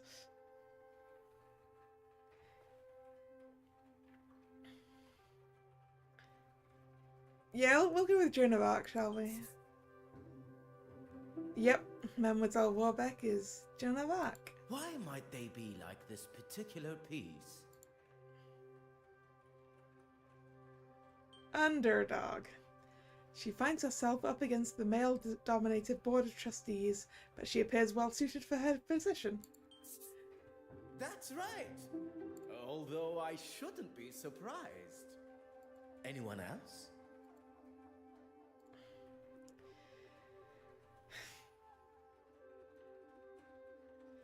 Okay, I'm going to assume that Betty Allen is the wild horse.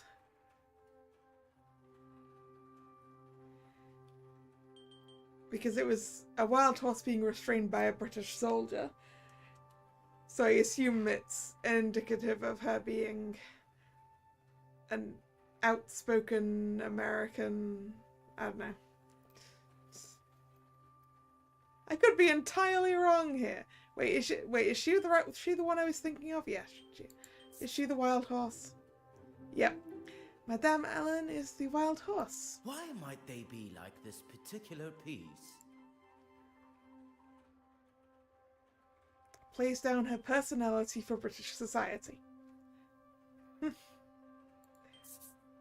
That's right. Although I shouldn't be surprised. That was like the one I was confident about.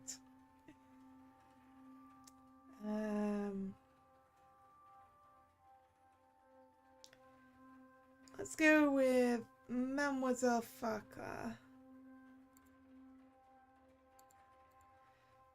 Right, what paintings do we still have? What things do we still have left? We've got the mechanical Uri. We've got Narcissus. And the worker bee, right?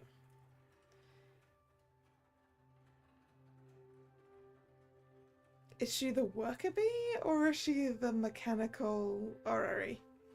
Let's go with the worker bee. Yeah. Why might they be like this particular piece? Because she's a hard worker. That's right. Although I shouldn't be surprised. Anyone else? Okay. We've got the guy who's married to Betty Allen, and we've got Clot Smythe. And we've got two things left. The model of the solar system and Narcissus.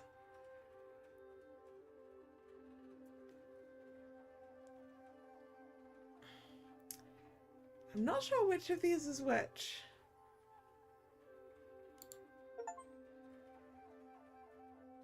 Monsieur Christiansen.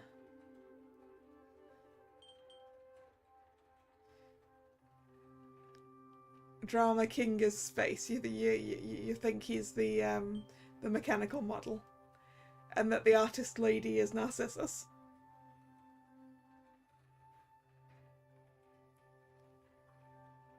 We'll try that. Nope. He's Narcissus.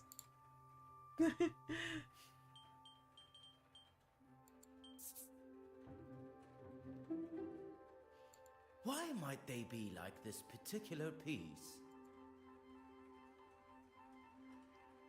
Because he's vain. That's right. Although I shouldn't be surprised. Anyone else? That makes Mademoiselle Cotte Smythe the mechanical model of the solar system.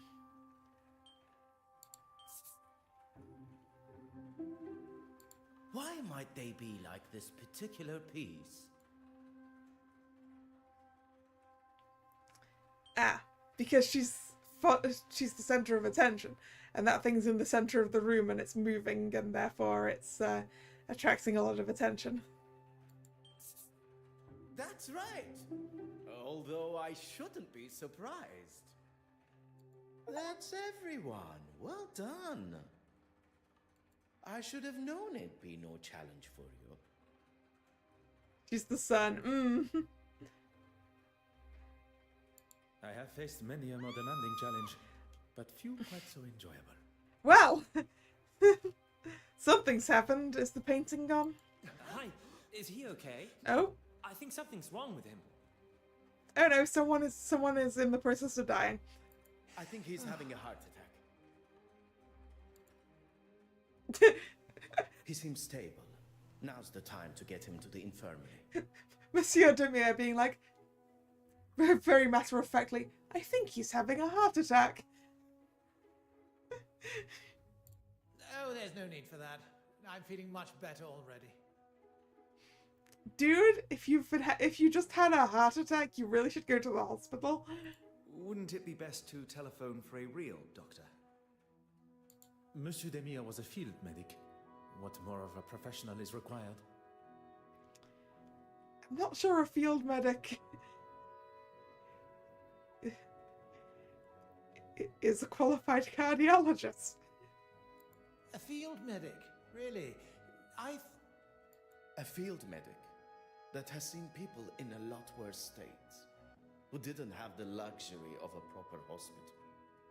Oh, I didn't mean to offend. I'm sorry. If I am being carted off, the unveiling must go on. I will not have this silly old man ruining the gala for everyone. You drive a hard bargain, Monsieur Aylesworth. I'd just like to say a few words. I'm sure you would. I wanted to have a proper look at the mechanical model of the solar system because I wanted to check what was on it, but... Thank you all for coming. Here at the Royal Edward Gallery, we are proud to present such wonderful works by some truly fantastic artists. Does it look like that bow has changed since we tied it? And with much negotiation and pleading, we have been able to secure a most fabulous and individual piece. Standing here with you, unveiling today's centerpiece, the Penitent Magdalene, really is a special moment for both this museum and me personally. Why is my mouse breaking the second dimension? Is it?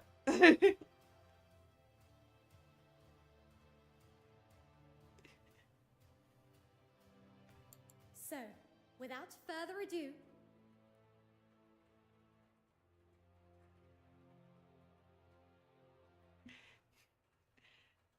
I definitely saw Saturn on there, but I wasn't sure what was out beyond that. If I go down far enough, it goes... Really?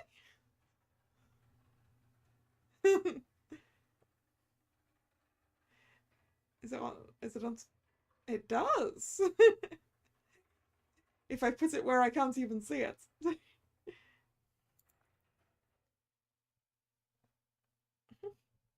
Oh my. Am I missing something here? Things just got interesting. It was. It should be. Is this some kind of joke? Evelyn, what's going on here? I am incredibly surprised. No idea. You've really done it this time, girl. She's done nothing. It's not her fault. By the grace of God, it's somebody's fault. I am quite sure Mademoiselle Warbeck is as surprised as us all. S'il vous plaît, everyone. Remain where you are. Please do not touch a thing. I have questions. Monsieur Hastings, you saw me lock the door to the restoration room, oui? Of course, I was by your side. I'm going to be in a lot of trouble for this. You are not responsible for the painting's disappearance. But who is? Do not allow any of the guests to leave the main hall. And what are you going to do? What is required?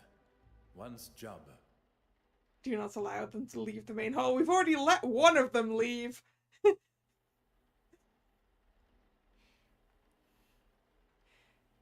So, I don't really know what to say. So, I have a question. Right, everyone? Why is the space behind where the painting was a different colour? Because that painting has only been there like 2 weeks. That is not enough time for the sunlight to change the colour of the wall. Oh, dust. Yeah, maybe dust. I mean, even if it was, the sun bleaches things, so why is this paler?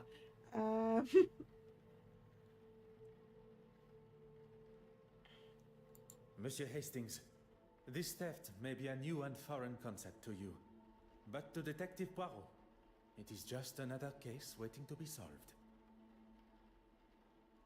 What do we do then?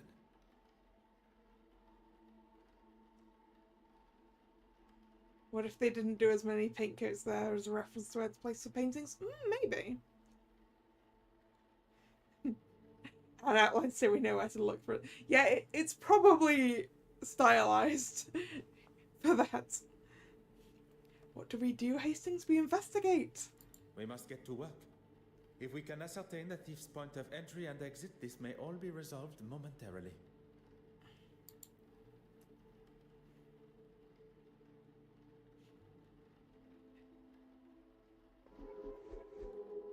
New mind map. I should investigate the exhibition space and determine possible points of entry. Yeah, that's a tear up there for sure. The wallpaper has been torn. Right. Yeah, it's where the other painting hook was. Like, it's been removed properly off of this hook.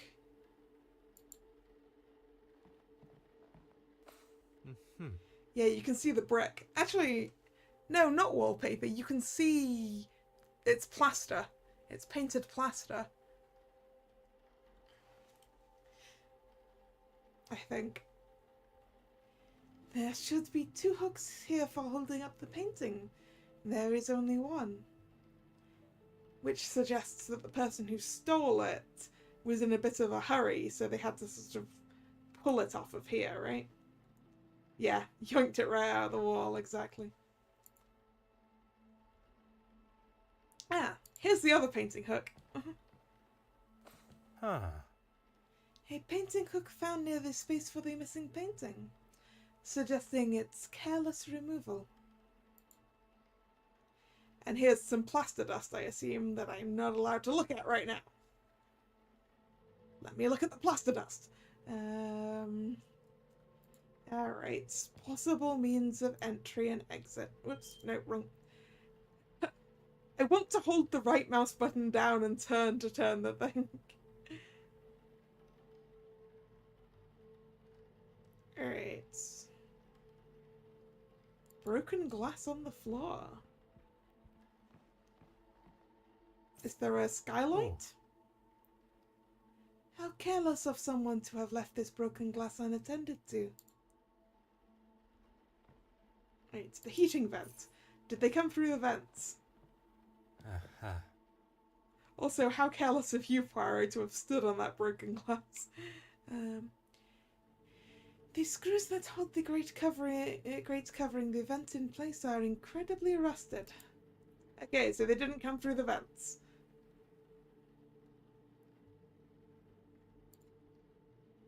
It was important to check. The door to the main hall. Ah. The main door to the exhibition room. I tied the ribbon around the door handle myself.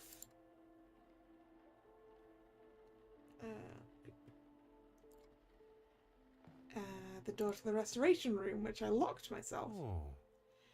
The door to the connecting room is locked, with no signs of criminal interference.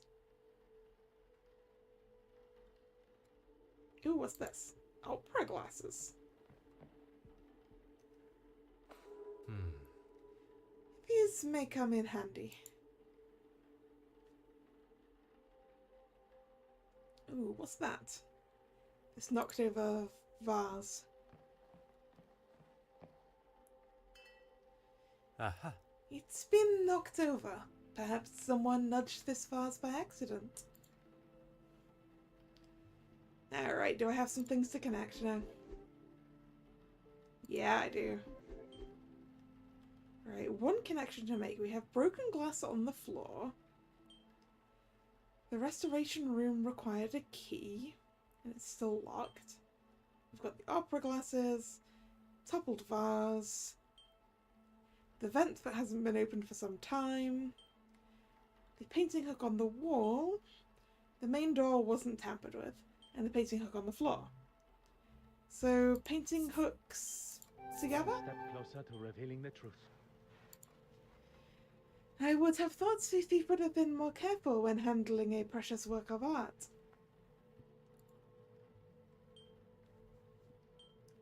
So the painting was clumsily removed.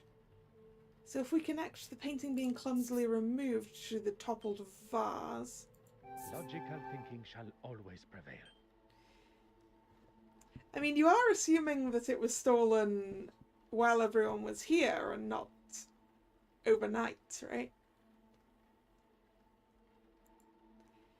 The thief clearly had no regard for the painting as they were removing it from the wall and the exhibition room. So that suggests that they're not stealing it for monetary gain. Huh. Now, we don't have any more connections to make right now. Do we have anything in here? Nope, that's who stole the cigarette case, which is still relevant. See? Shall we talk to Hastings? We haven't talked to Hastings yet, have we? Nope, we don't have the option to talk to Hastings.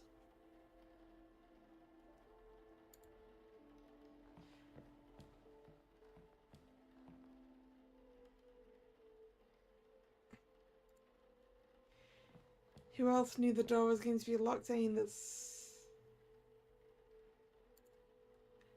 About all we have is there was us and the curator.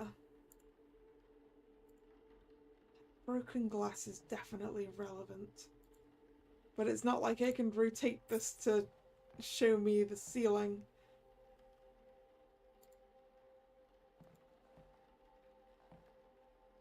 Oh, there we go. We can look at a skylight.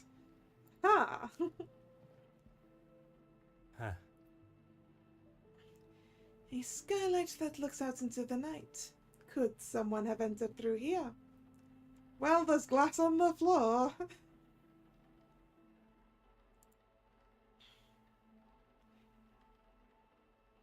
Use? Let's use the opera glasses? Can we use the glasses? Good idea, Thomas. Ah. Perhaps the opera glasses may be of some use. Zoom time. This window appears to open, but the cobwebs across the frame suggest it hasn't been for some time. I believe I have all the evidence required to proceed. Okay, so no one broke the skylight then. I've called the police and they should arrive shortly. What can I do in the meantime? Do you still hold the master key? Of course. You are the only other person who has had access to it. Très bien. Please keep it close. I believe the thief may be one of the guests here today.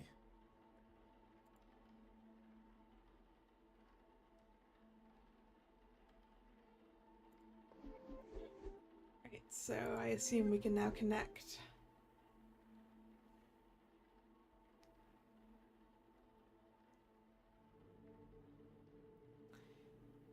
The closed skylights to the vent that hasn't been opened in a while.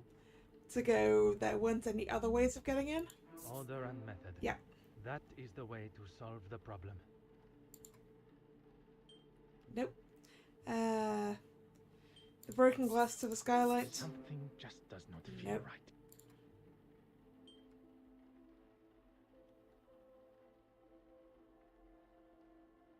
The painting being stolen without regard to the broken glass? Come, my little grey cells. No. We must think logically. Evelyn still has the key to the fact that the restoration room required a key. I have concluded that the thief must have been well prepared and entered through the restoration room using a key to access the exhibition room. Another success. I never doubted myself. It appears the restoration room door is the key to our crime. Could Mademoiselle Warbeck be involved?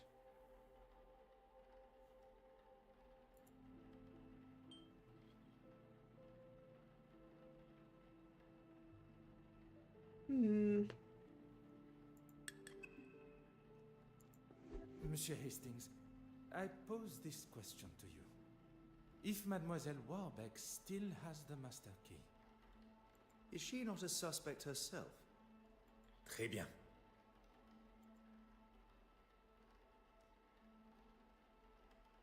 Why is Evelyn not a suspect? Thief unfamiliar with how the painting was hung. Because if it was her, she'd know how to easily take it off without damaging anything, right?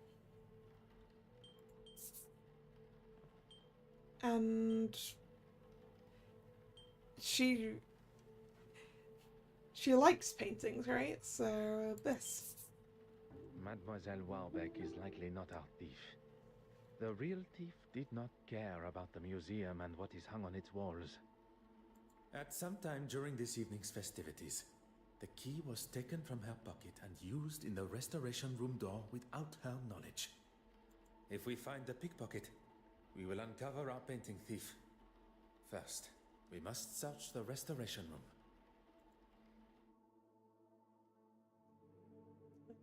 For evidence in the restoration room. Mesdames et messieurs, your attention please. I am Detective Hercule Poirot of the Belgian Police Force. I was charged with the safety of the penitent Magdalene painting on its voyage to London from Belgium. The missing painting has indeed cut the celebrations of the gala short, and so I consider my duty to be, as yet, incomplete. Still ongoing. With your cooperation, I ask that you all remain within the building, and I intend to speak with you all individually. If I was the thief, I would certainly be worried after a speech like that. I just wonder if maybe I should let you do the questioning. Yeah, just maybe. Oh, yeah, we've got at least one planet outside of Saturn here. Monsieur Hastings, the painting's safe return also falls upon your shoulders. I know, but I can make myself useful elsewhere, see what clues I can find.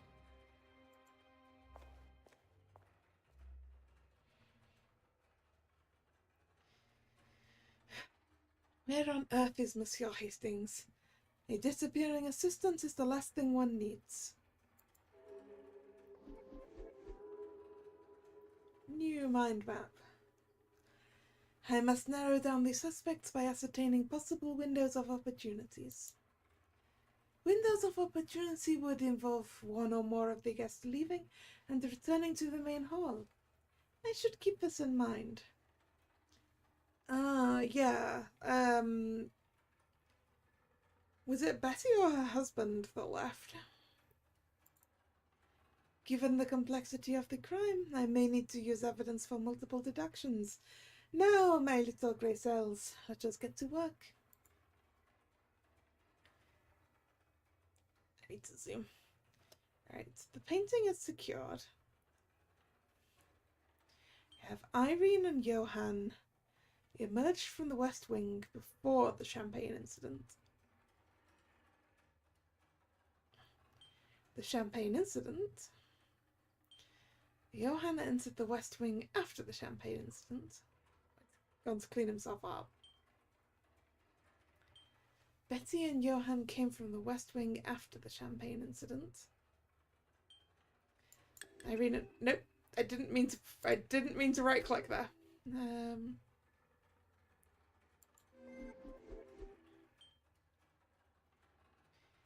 Irene and Florence entered the West Wing together. Mortimer stumbled into the East Wing and collapsed on his way back to the main hall. Irene and Florence returned to the main hall before Mortimer collapsed. Horace and Mortimer entered the East Wing together.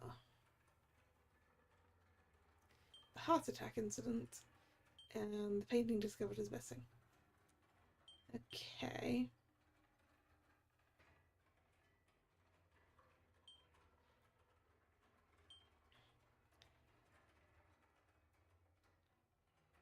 So, connect the ones with Mortimer involved? The pieces of the puzzle are finally coming together.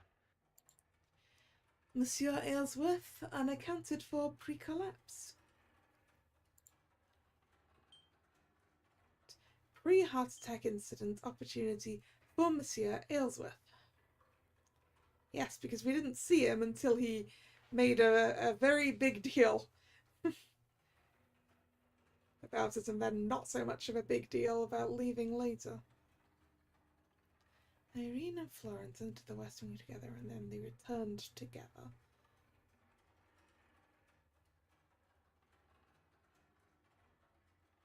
What happened with Betty?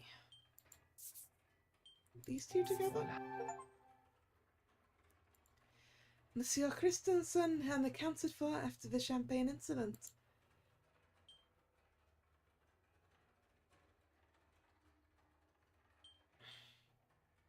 I guess we connect these two as well, with Irene and Florence. Conversing on the balcony with Mademoiselle Parker. Pre-heart seconds. So there was an opportunity for Madame Court-Smith, Monsieur Aylesworth, and Monsieur Christiansen. So far.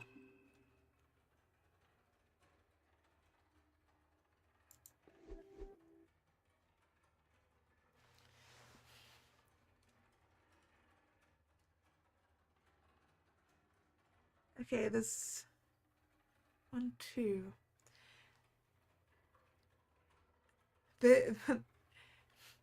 This model has everything except Pluto, I think. Yeah. This model has every planet except Pluto. Alright, see you around, Thomas. Now I want to know when they discovered Neptune.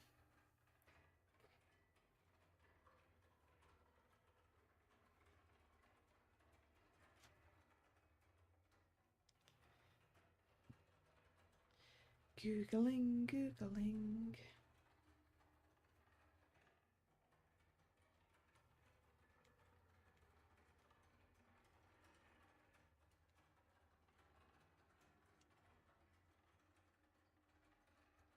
Yeah, so I mean, Galileo found Neptune in like the 1600s.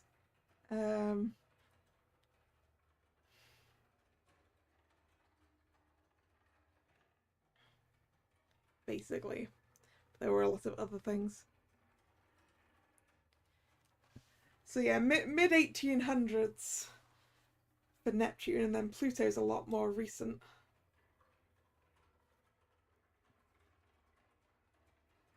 I seem to remember.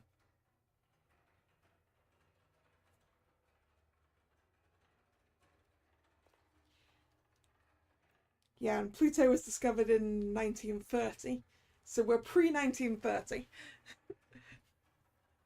So there you go. Is Pluto still being debated? I assume this is pre-1930. Which is about the time I expected it to be. So, Johan. Bonsoir, Monsieur Christiansen.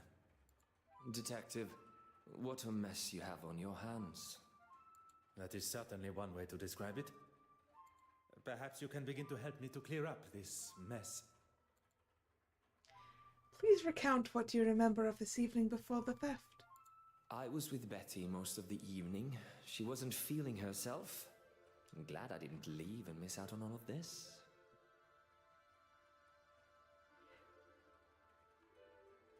I believe the current consensus about Pluto drag is that it isn't a planet, but I still think of Pluto as a planet. Don't tell me you don't get a little thrill when a new case appears. I do not think about such thrills, Monsieur Christiansen. Only justice. All business, no pleasure, I see. I remember seeing the priest. The bishop. Yes, him. He came down the stairs just before Mr. Aylesworth recovered. Maybe a man of the church was all he needed. Tell me about the incident with the champagne. Oh, you saw that. I believe every soul in the museum did, or at least held the commotion. So I look like the bad guy, hmm? That's what you get for standing up to a bully, I suppose. A bully? She made some pretty awful comments about Betty and her career. And I wasn't just going to stand by and let her say whatever she wanted. You should lock her up for what she did to me. She's unhinged. You chose to stay when your wife left? Are you married, Detective Poirot? I am not. Then heed my warning. If your wife, whenever she comes along, wants to be left alone, you leave her alone. Merci, monsieur.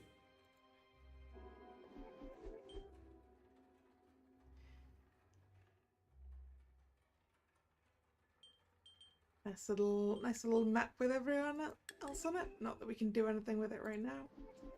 Did we gain anything to put in here? Yes, we did. Horace entered the main hall after Mortimer collapsed.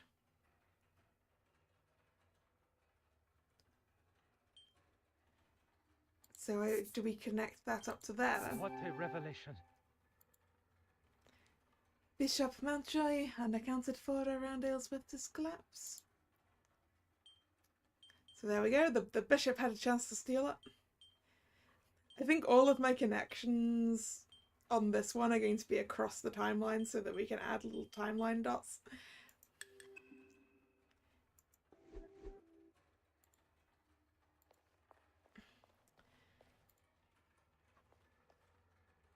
Bonsoir, mademoiselle. It seems trouble follows you, Detective. So it would appear. And the faster I am able to ask my questions, the faster this trouble will be resolved. Please recount what you remember of this evening before the theft. I saw Betty leave the main hall and head for the West Wing after the whole champagne debacle. What do you think that was all about?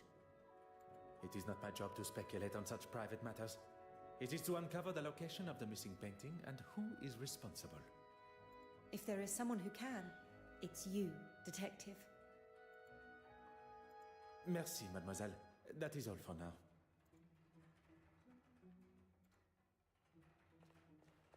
And then Irene. Mademoiselle, If you have a moment, I wish to ask you some questions.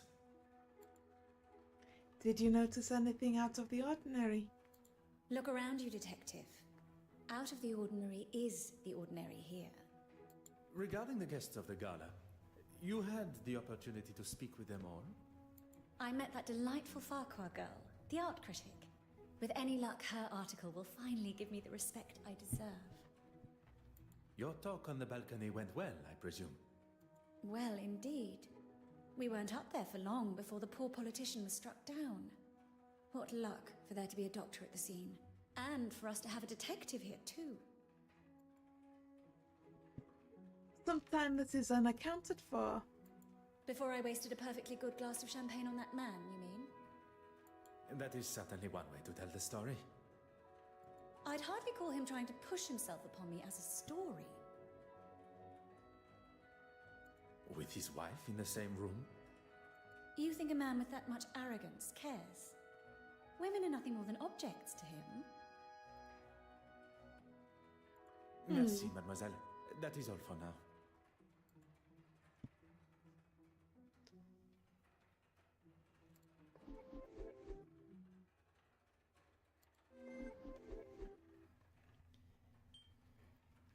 So we have Betty entered the West Wing after the champagne incident. So I guess we connect that to Betty and Johan coming from the West Wing after the champagne incident. Things are beginning to become clearer. Madame Ellen unaccounted for after the champagne incident.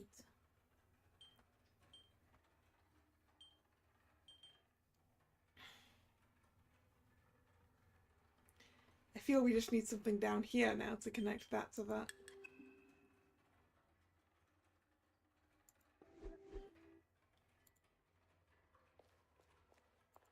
Ah, Anastasia. Bonsoir, Mademoiselle Babagnan. Please, Detective. Surely we are past those formalities. What you may consider a formality, I consider etiquette. Please tell me what you remember of this evening's events.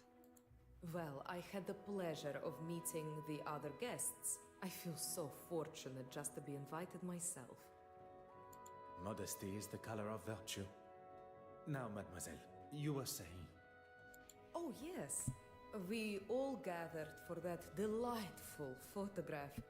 Then I spent some time looking at all the wonderful art. I do see that she's wearing gloves. I did notice the actress and the politician returned to the main hall together. And the other guests? I saw Bishop Mountjoy and the politician, oh forgive me, I forget his name, leave towards the East Wing together. You spoke with the bishop at the time of Monsieur Aylesworth's heart attack. It was much earlier in the night. Well, before that. You have been as enchanting as always.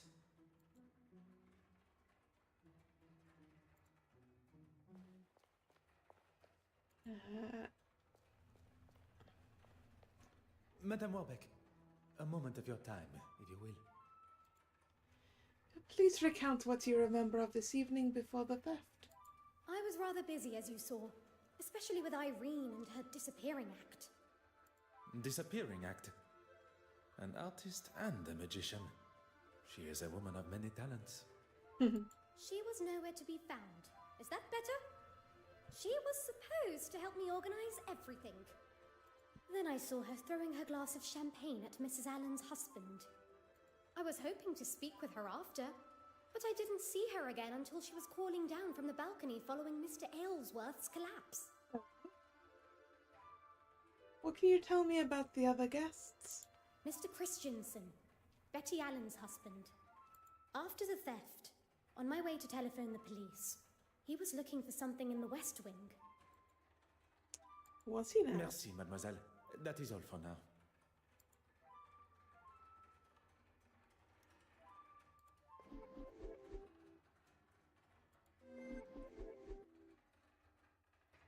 So Irene disappeared before the champagne incident, so We connect that to that. Logical thinking shall always prevail. Mademoiselle caught Smythe unaccounted for before the champagne incident. I am now aware of the movements of everyone still present in the museum, but those that left the gala early, I am still to speak with. Yeah, Betty and the politician.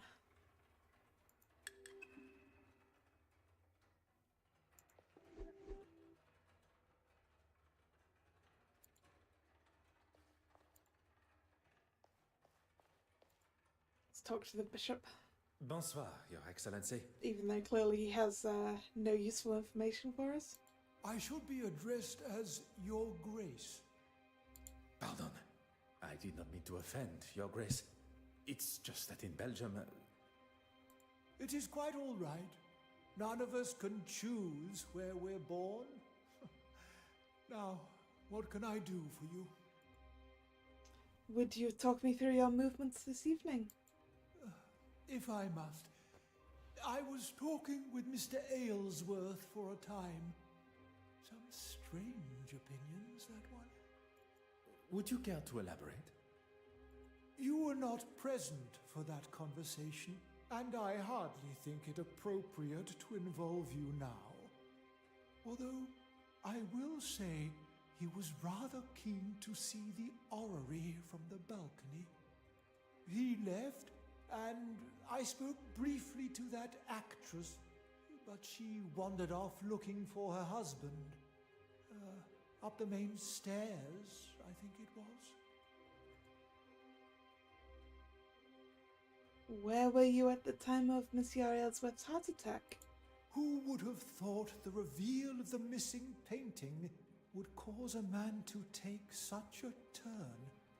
Those things didn't happen at the same time, Your Grace. Perhaps a warning to us all that such a scare could come at any time. Are you trying to say that is what's going to happen to me? Your Grace has misinterpreted my meaning. But on the matter of where you were at the time...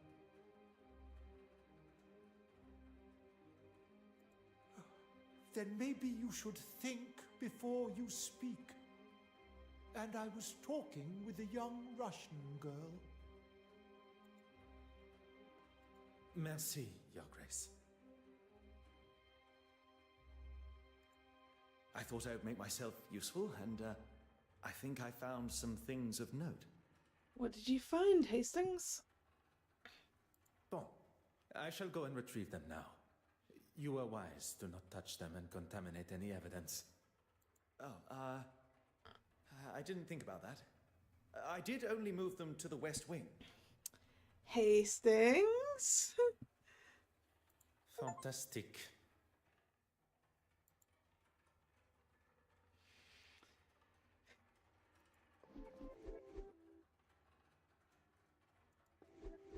The West Wing, huh? Is that over here? Nope, that's the exit. So this is the West Wing.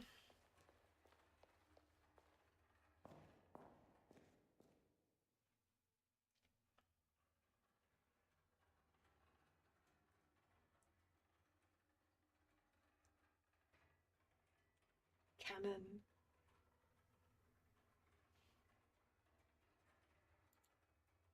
Nope. Another cannon.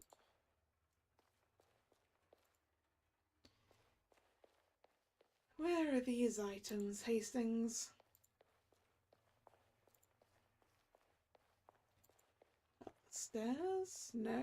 Oh. Ah, unknown item.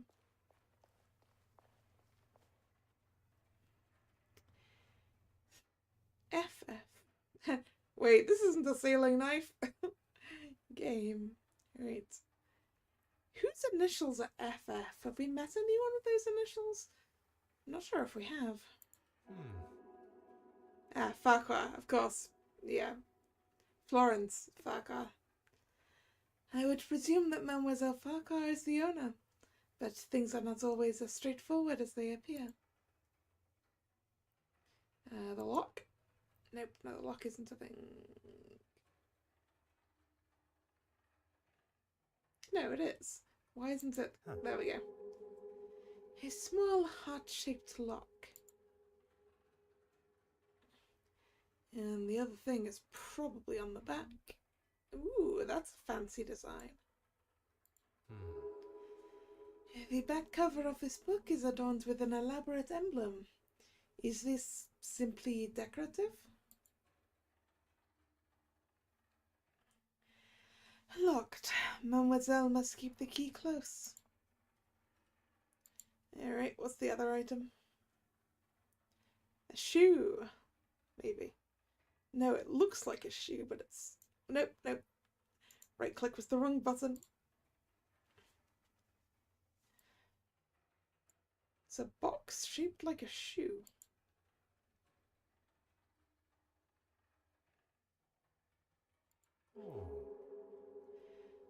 Cocaine. One of today's guests obviously has a secret vice. I see. Oop, nope, nope, wrong button again.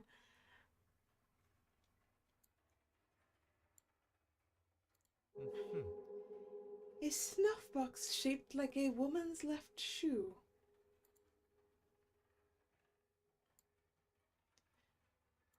This design? No. The lid. Is that a V or a heart or what?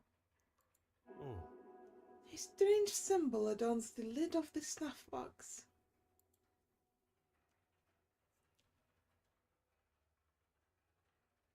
Ooh.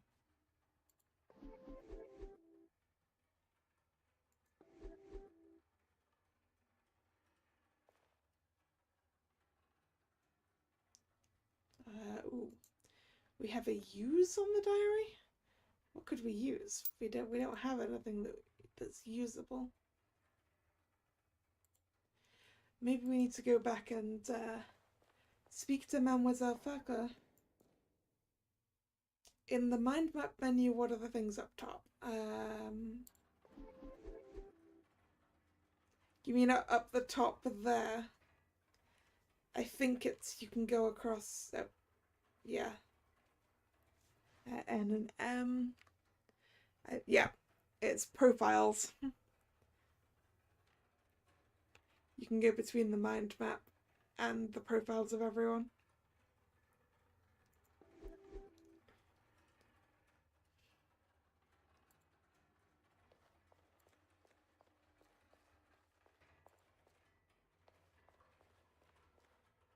I have nothing to hide. Merci, no. mademoiselle. That is all for now. We can't just ask her for the key, huh? What do we have? Talk to the suspects and inspect the West Wing and talk to Evelyn. Okay.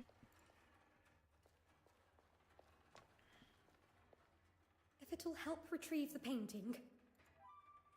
Will you allow me access to the restoration room? Of course. I have the key. Do you not have the key? Mademoiselle, the key? I'm sorry. You said it yourself. I think I should just hold on to it. I was not expecting Mademoiselle Warbeck's hesitation. Mademoiselle Warbeck, I really must insist on access to the restoration room. I find your reluctance to oblige a little troubling, mademoiselle. Now listen. I am the curator of this museum, and I... Miss Warbeck, will you let the man in? I, for one, would like to get to the bottom of this tonight. Right. So you have the key and you definitely haven't lost it, lady, huh? Please, Evelyn. Let's not drag this on all night. Evelyn Warbeck? Ah, a D.I. Hardwick, so Detective Inspector, huh? That's me? Detective Inspector Hardwick. I was told a painting's been half-inched. Yes, it's... Stolen. Detective Hercule Poirot of the Belgian police, seconded by the Musée Royal des Beaux-Arts de Belgique and Lloyd's of London to escort the penitent Magdalene here. How do you do, Detective Inspector Hardwick? Well, thank you for that introduction, Mr. Poirot, but we won't be needing your help this evening. Will you not? But you see, not only do I have a considerable personal stake in this matter, I also possess undoubtedly the finest investigatory mind in all of Belgium. I'm sure Belgium thinks you're the bee's knees, but we'll be just fine and dandy. I must insist, Inspector. Bloody hell. I don't have time for this. Will someone try and get through to this man before he does my head in? Dear Mr. Poirot, I know you meant well, but perhaps now is not the time to push the inspector's buttons. Très bien. Monsieur Hastings, the fate of the penitent Magdalene lies in our hands. Ooh, we're outside now, huh? And Miss Warbeck's career by the sound of it. Then we shall waste no time.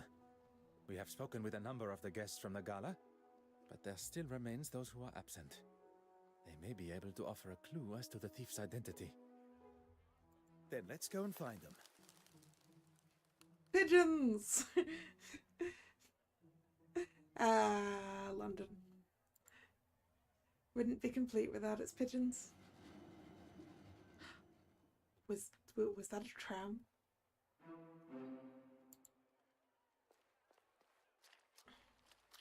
That's not where I was trying to go. Over here. I heard about the painting. Trouble just seems to follow you. If there's anything I can do to help. Oh yeah, I forgot that Monsieur Demir also left. I don't think we suspect Monsieur Demir. He would know better than to try and steal a painting from underneath Poirot's nose. I am looking for Madame Allen. Would you know where I could find her? If she's not on stage already or rehearsing, she'll be in her dressing room. That alleyway will take you to the back door.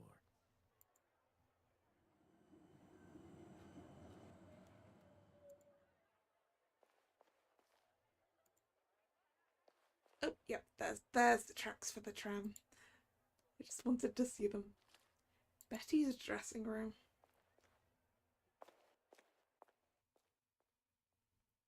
Oh, this isn't quite what I was expecting from a famous star like Betty Allen. Seems like someone had a tantrum in here. Or two people had a fight. A famous star that is not on stage, nor in her dressing room. Was she abducted?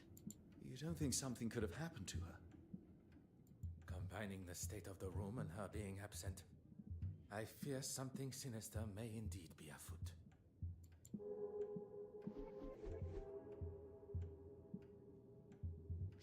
First a theft in the museum, and now a robbery in Madame Allen's dressing room.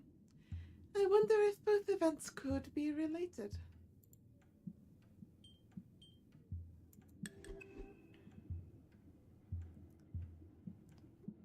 It's like boring colours, boring colours, boring colours, boring colours, blue shoes. Nope, that's not what we wanted to do. That's a door. No, I wanted to interact with the shoes.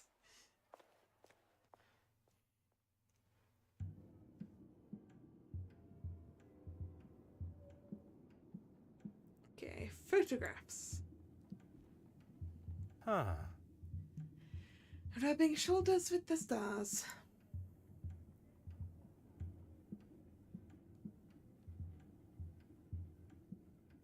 Photos with family. They all look very happy together. These photographs have not been damaged. Fallen chair.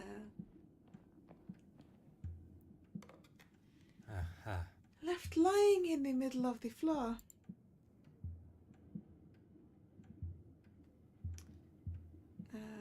Broken picture frame. Yeah, that's her husband.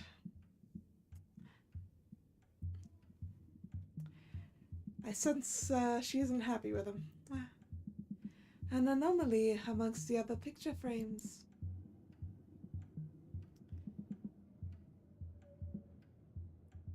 What kind of a bird is that? Is it a lorikeet?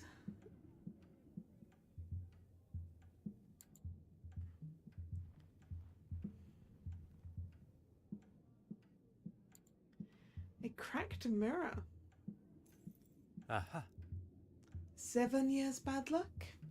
I hope the culprit is not suspicious. No, superstitious is the word I wanted, not suspicious.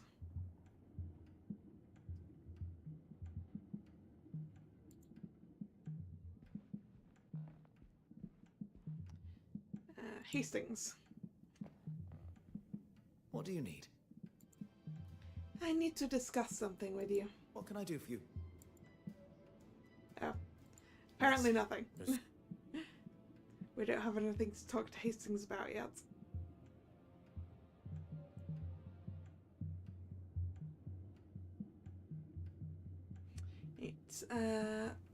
I need to go get a bit more water and stuff, so I will be right back.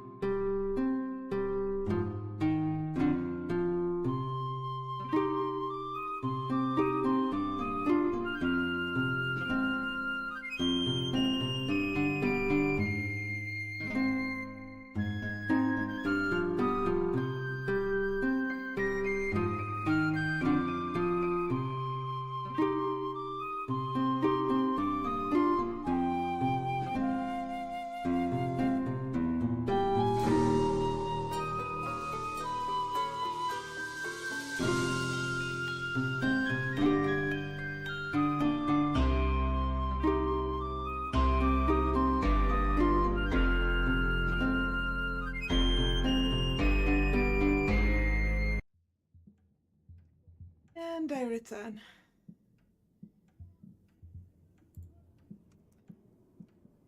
Right. Shall we try and see if... Yep, we still have no links that we can make, so that means there's other stuff I need to find in here.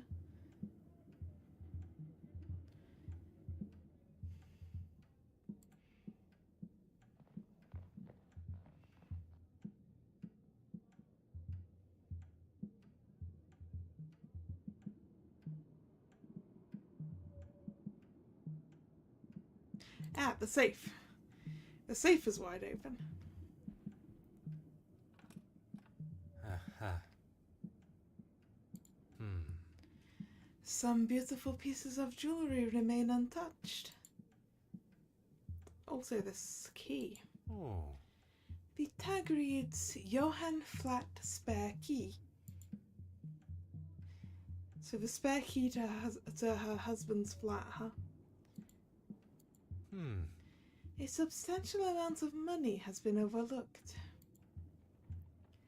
This doesn't feel very much like a theft then, does it?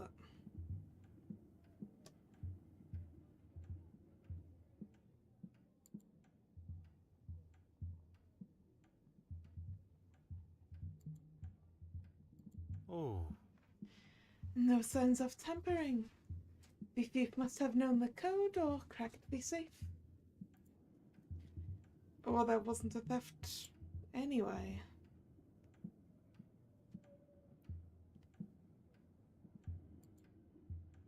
Something else that we haven't already looked at there.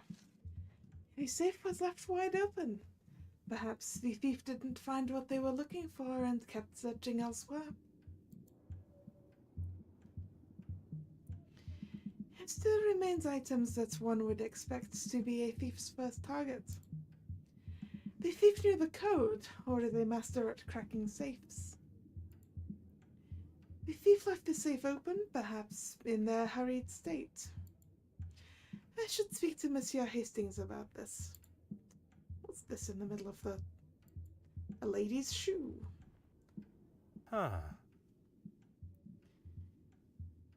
Surrounded by shards of mirror. A lady's blue shoe with small fragments of glass embedded in the heel. So this belongs to whoever kicked the mirror then. Can I make a connection there now? Yes, we have connections. So we have... Ooh, actually, the shoe could have been used for the picture frame, because that did look like it had been hit a few times. Voila. The lady's shoe was strong enough to break the glass. Glass of photo frame smashed with the heel of the shoe. Oop, nope. We still have things. So this needs to connect to... all the photos of Betty were intact? I should not be surprised by my own skills of deduction. There must be a reason why this photograph was the target of whoever broke in. Photograph of Johann deliberately targeted. But that's clearly not connected to anything right now because my connection number went down from 2 to 1. So...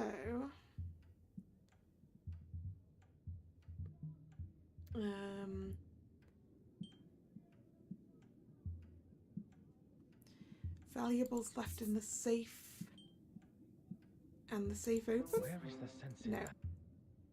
Maybe it's the cracked mirror to the shoe. What a revelation. There we go. The lady's shoe made for a handy weapon to break the mirror. It's glass in mirror smashed with heel of shoe. Connect that to the glass in the photo frame being smashed with the heel of the shoe. Magnifique. The damage to Madame Allen's belonging was committed by the same person.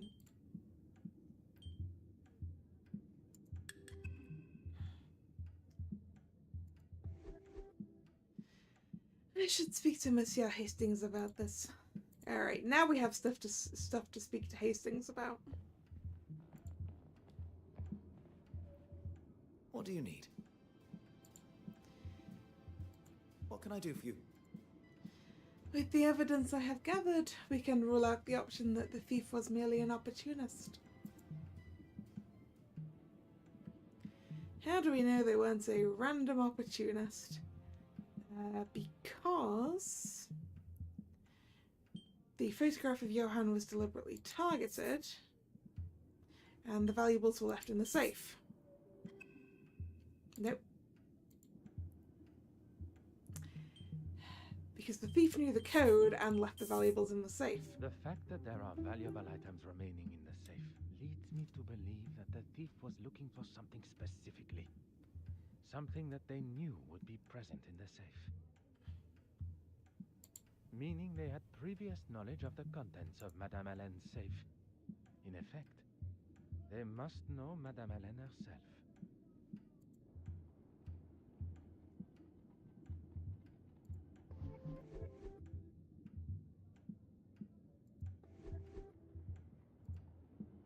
What do you need? What can I do? Someone has completely destroyed this room. Who caused the damage to this room? I mean, I don't think it's Johann. I mean, did Betty trash her own dressing room? What can I do for you? Oh, nope. Wrong. I right clicked by accident again. I think it's Betty.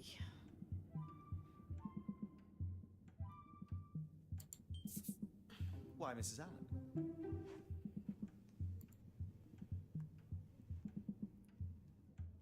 Why? Because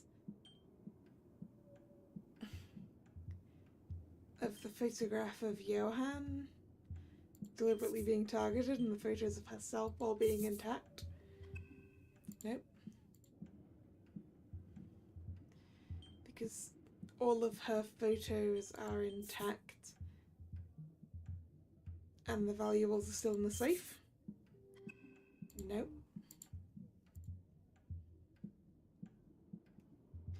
How goes the investigation? The detective inspector from Scotland Yard threw us out, so we're investigating elsewhere. The American actress's dressing room has been completely trashed.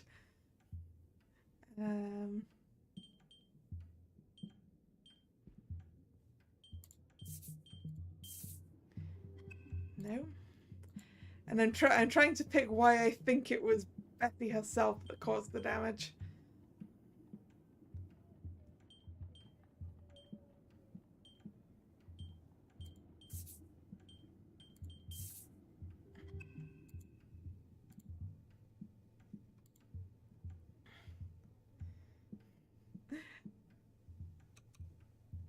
Why Mrs. Allen?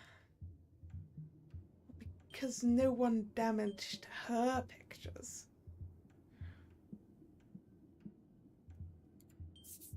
Plus the cracked mirror? I don't know. What is it? You thought it would have been the person arguing with her husband? Maybe. What can I do for you? No, I only have the option of picking her. So it's obviously her.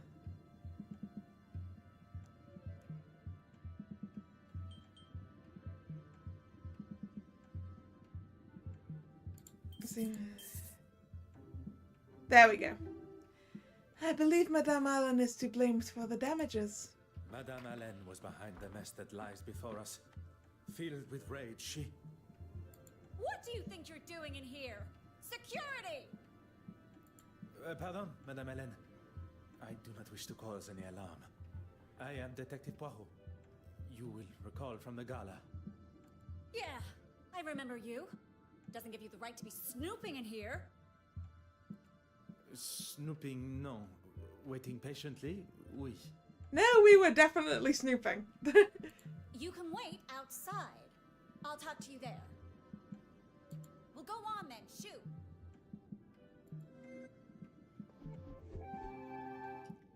I am sure Madame Ellen would not have even considered her husband, Monsieur Christiansen, as a suspect. But he was the one who accessed the safe. Although it was Madame Ellen that caused the damage to her own room.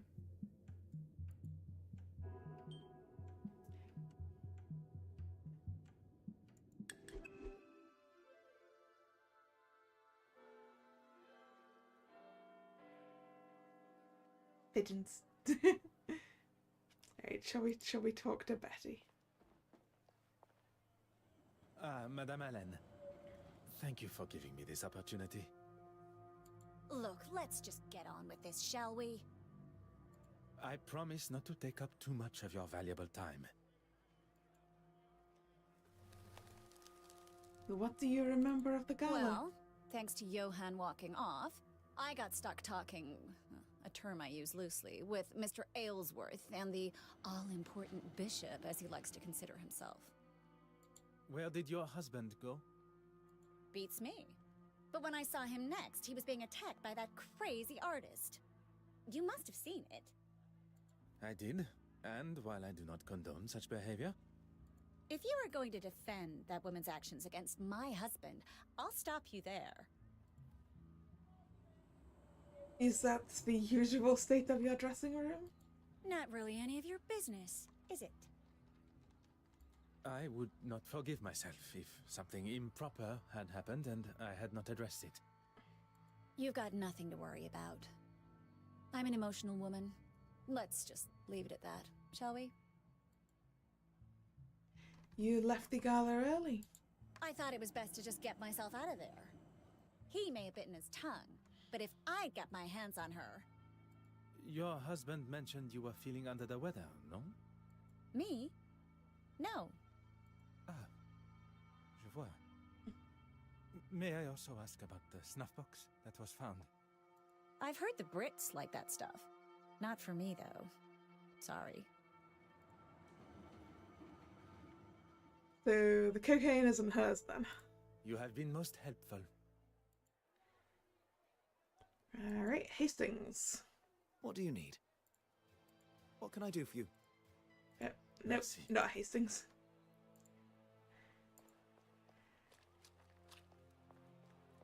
Nope. What do I have? Talk to suspects, report my findings to Hastings. Well, clearly I can't do that, so we need to find the other suspect then. I like this puddle. Ah.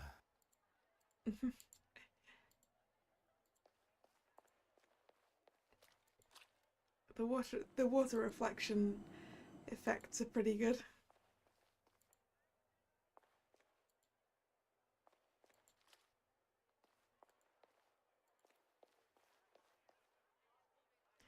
Fast travel. That's the underground.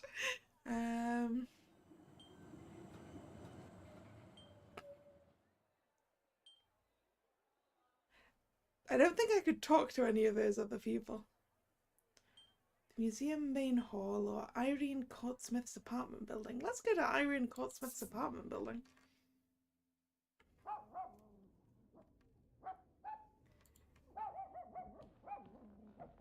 Hastings is here. Someone's got a dog. Hello? Who's that? Bonjour, madame. You're not English. Where are you from? What are you doing here? Madame, I am Detective Hercule Poirot of the Kingdom of Belgium's police force. So what? I was hoping to speak with a neighbor of yours, Mademoiselle... She's not in. Are you waiting for her? Do you know how long she... You can give her this. Tell her I did what I could with it. I will be sure to do that. Adieu, madame. We've been given an item. What is it? Irene's shawl. It must have got caught on something then.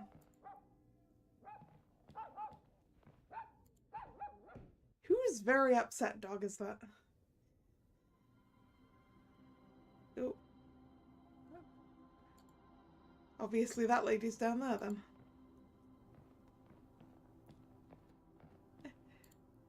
Given we can't. It appears she is not home. I will just hang the shawl on the door. I should return here later when Mademoiselle is home. There are answers I require.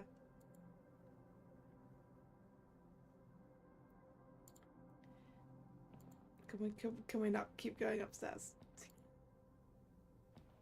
No, doesn't look like it.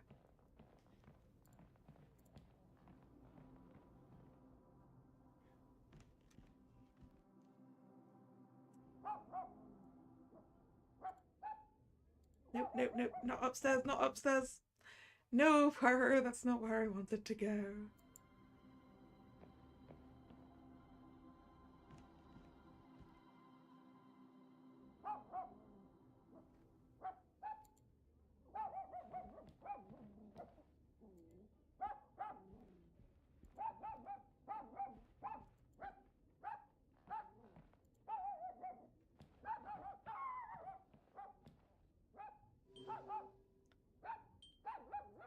Well, we've just been at the theatre street, so let's go to the museum main hall then.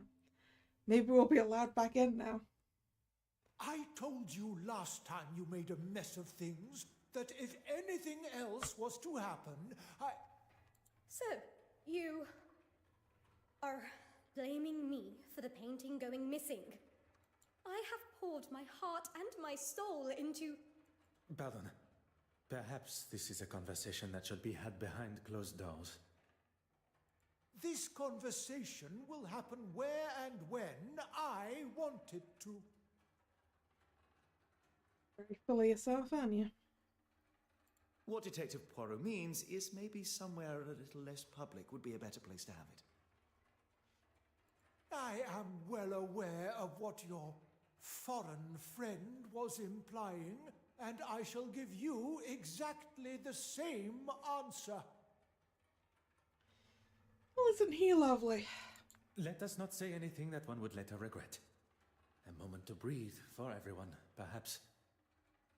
You do as much breathing as you want, as long as you find that painting.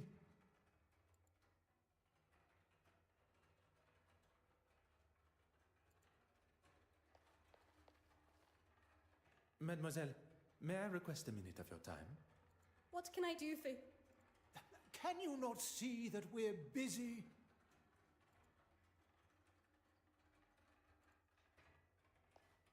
Get gone, Rest, mister. there are matters we really must discuss. You do understand my time is valuable, don't you? Yeah, so's that painting. Let me figure out where it is. Merci, Your Grace.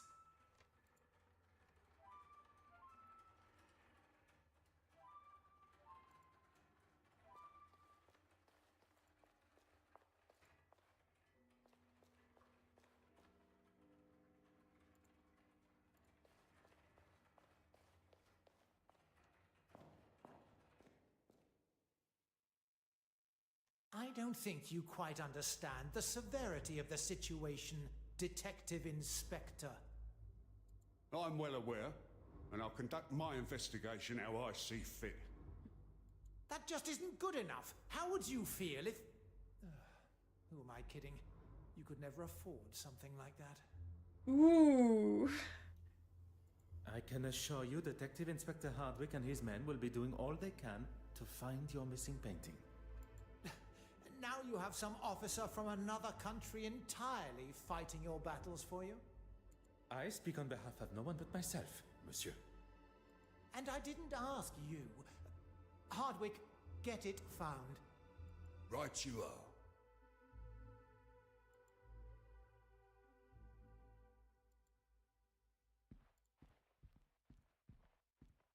If you want to deal with him, fine by me. His name's David. Detective Inspector David Hardwick.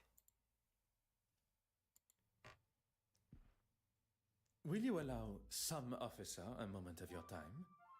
I'm a very busy man. And then I shall keep my question short. What do you recall of the gala? I'd say the heart attack was the most memorable part of the day. Quite understandable. But before that? I was talking to the bishop, or rather being talked at. He doesn't see it, but he gets quite heated. That's the last thing I remember. You spoke with Bishop Mountjoy earlier in the evening too? I did. That man just wants someone to listen to his incessant ramblings. I just couldn't stand there and listen to him anymore. I decided to walk away and see the orrery from above. Then I met that young lady, Betty Allen. You two spoke? Briefly, but she was looking for her husband, so I think her mind was elsewhere. I will not take up any more of your time.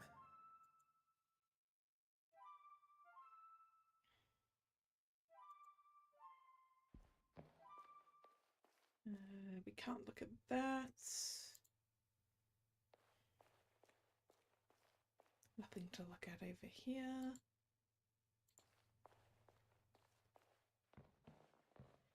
Shouldn't that be the restoration room door rather than the door to the main hall? Detective Inspector Hardwick has made it quite clear that my valuable insight is not wanted. Perhaps I should find an alternative means of entry. An alternative means of entry, huh? Poirot.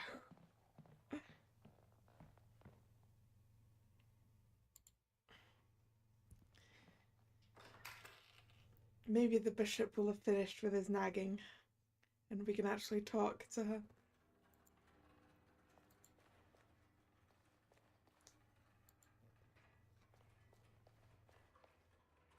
Mademoiselle, may I request a minute of your time? What can I do for... No. Can you not... Hastings? What do you need? What can I do for you? Nope. Merci. We could try and go into the West Wing.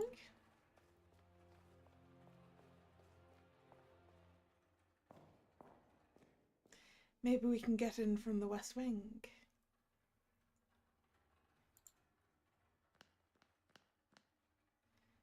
Our items aren't here. Ooh, another heating vent. Huh. A vent in the West Wing. There appears to be something lodged inside. Yeah, it's right there, I think. I don't think we have a method of obtaining that right now. Ah, look at the flails.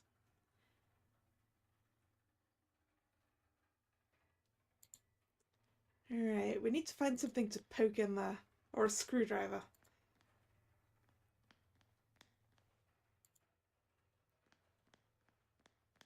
Locked restoration room door. If only I had a key, I could continue my investigation. Yeah, another Hastings. What do you need? He followed us. What can I do? Merci.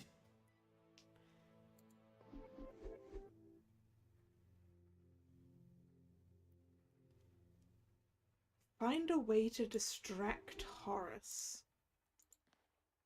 Yes, so that we can get the key. Well, so that we can get her to open. Yeah. So we need to get Evelyn to open it for us. So a way to distract this guy.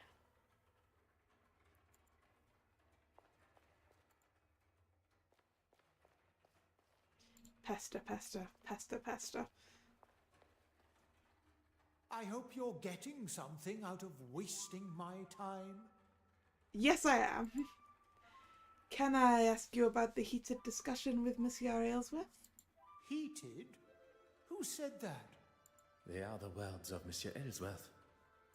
Oh, the man is in politics. He should know what heated looks like. Maybe I was a little forceful. Yeah, you mean like you're being now? There was no one else around. How was I to know he was having a heart attack when he clutched his chest? It could have been anything. The guy was in distress and you didn't even think about it? And when I saw he was in trouble, I went to get help. I suppose I got lost finding my way back. I do not believe Bishop Mountjoy was the instigator of Monsieur Aylesworth's heart attack, but it appears he does. He is quite rigorously trying to convince himself he is not to blame. Merci, Your Grace. Alright, now he's distracted. Oh, no, wrong button. What can I do for you? Do all your discussions end in such a manner? He knows just how to push. He knows what this museum means to me. That is clear to us all. He thinks he can say and do what he wants because of his position. But if he thinks he can get rid of me that easily, this museum is my life. And if anyone, including him, tries to do anything to jeopardize that, I won't be held responsible for my actions. Now is the time to permit me access to the restoration room. I'm sorry. The detective inspector was quite adamant I wasn't to allow anyone in. Yeah, but the detective inspector is an idiot. Detective Hercule Poirot is not just any man, mademoiselle. And modest to boot. I suppose it can't hurt. Follow me.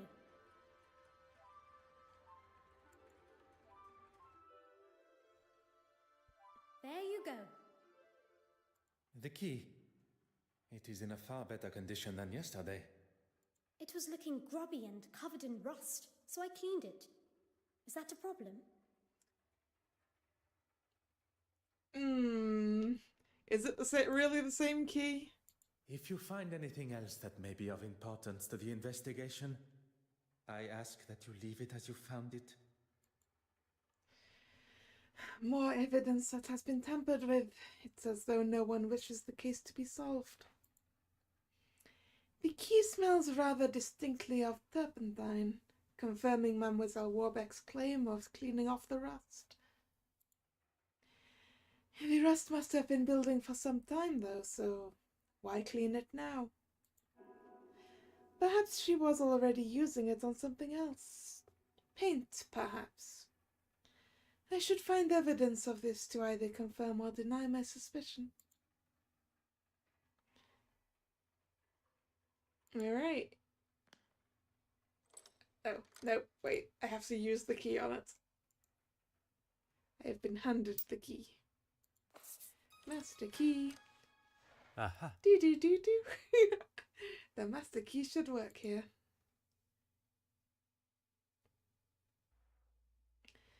One step closer to revealing the truth.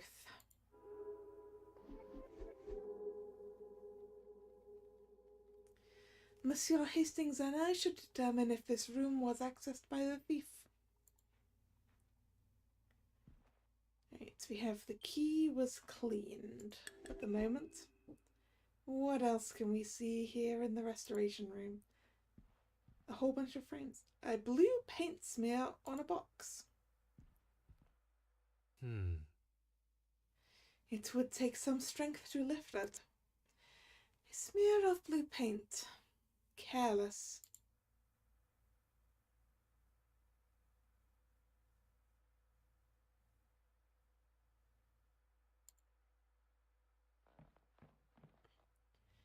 Nothing there.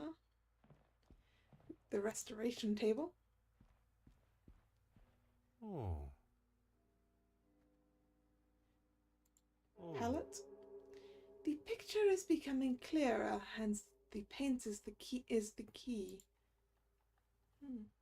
A book. A book of oil paint pigments and how they're made. If only I had the time to read it for pleasure.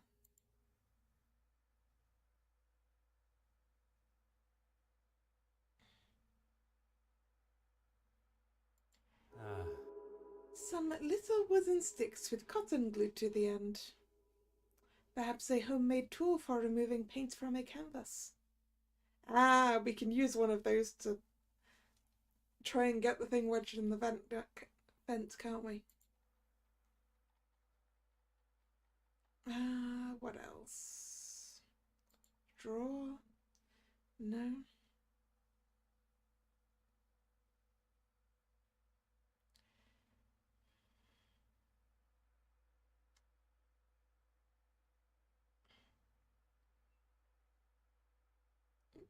Was there something over there?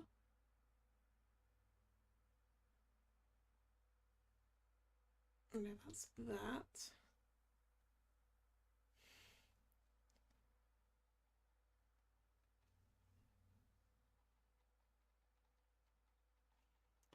What's the fourth thing here? Scissors? Oh, wait. Yeah, scissors. No? There we go. A pair of sharp scissors. One step closer to revealing the truth. Got the door to the gallery. Let's see if there's anything we can look at round this way first, though. A green paint smear. Aha. A smudge of what I hope is only green paint.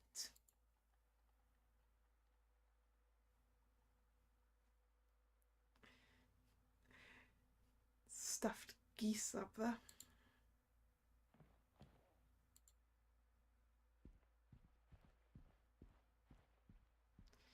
You think it's a handprint?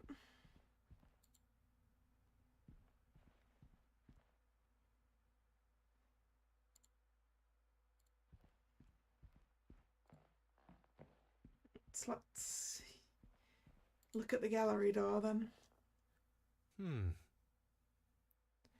Right, so we need to look at the lock. Impossible to see inside. And the handle, which seems very shiny.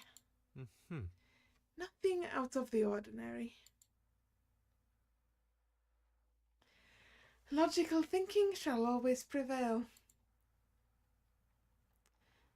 Right. Let's try and connect some things then.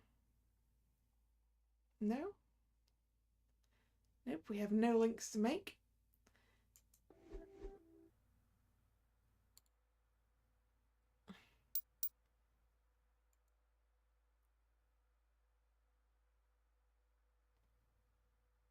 Wait, keyhole interact? Is that not what we've already done? Impossible to see inside. Well, we can't. We're not being allowed to swab it. Hey, Hastings, you got anything to say? What do you need? What can I do for you? Nope. Merci. Alright, let's go try and poke around in that vent. Oh, wait, we haven't looked at this door yet, I see. Nothing out of the ordinary. And impossible to see inside. One step closer to revealing the truth. Can I make some connections now? Nope.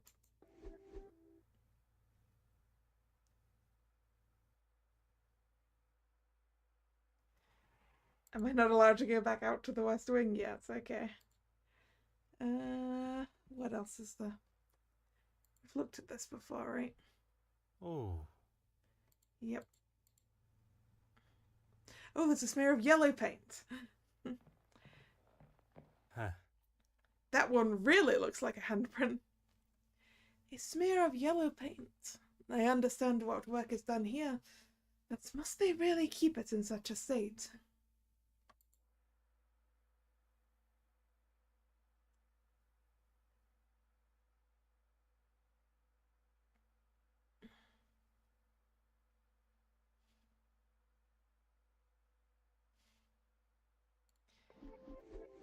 Can I? Nope.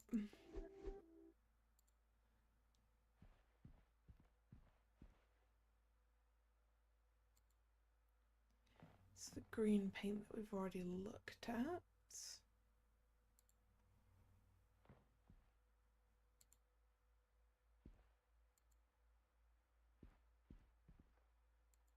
Can I talk to Hastings now? Harrow. What do you need? What can I do? Nope. Merci. Nope.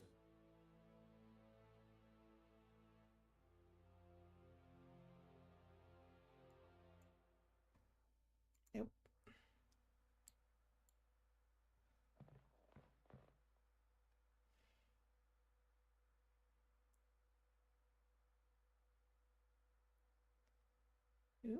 No, that was Hastings.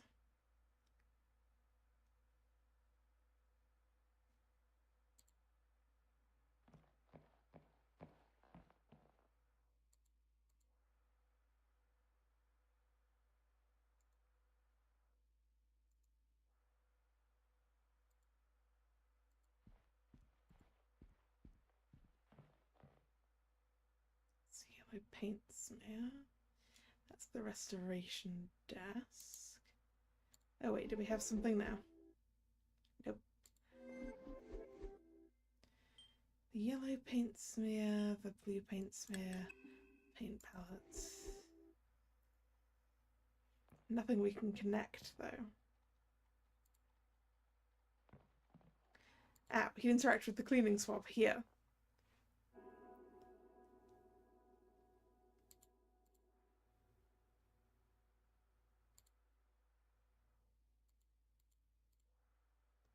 Right, we have two now. I think. Can I now... No?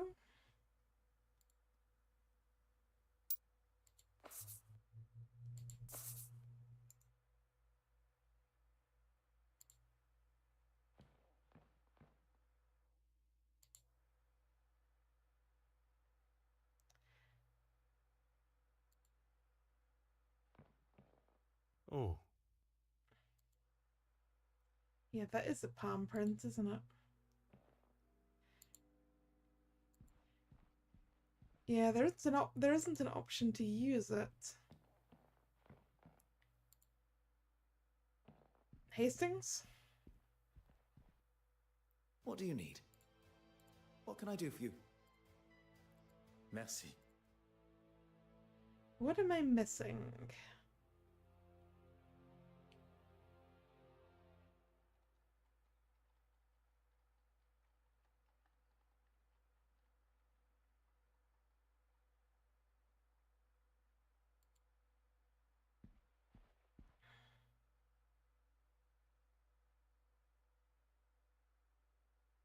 Ah, turpentine. There we go. The pungent smell of turpentine expels from the bottle. Ah, right, we can now use the turpentine. Ah, so we use the cleaning swab with the turpentine. Now the cotton is soaked in turpentine. Am I now allowed to use this on the lock, perhaps? Yeah.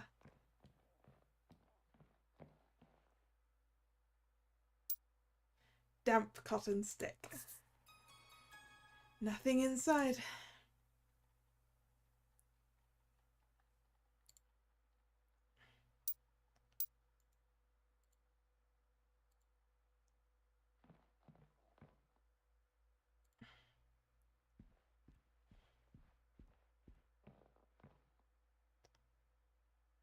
Use it on the other keyhole?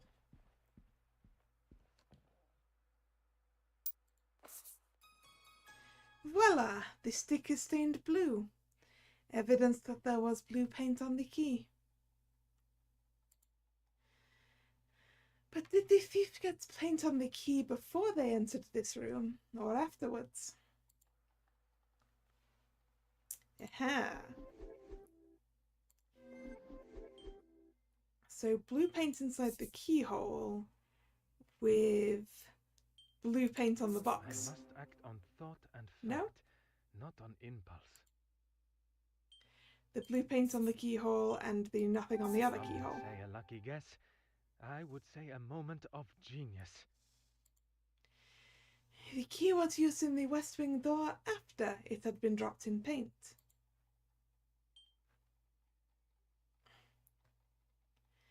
So the paint-covered key was used to lock the West Wing door. Now we've got two connections to make with this.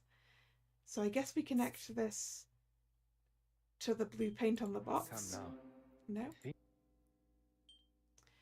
We connect it to the paint palette. There we go. And to the fact that it was cleaned. One step closer to revealing the truth. It's likely that the thief didn't notice the paint on the key straight away. They may have gotten some on their hands.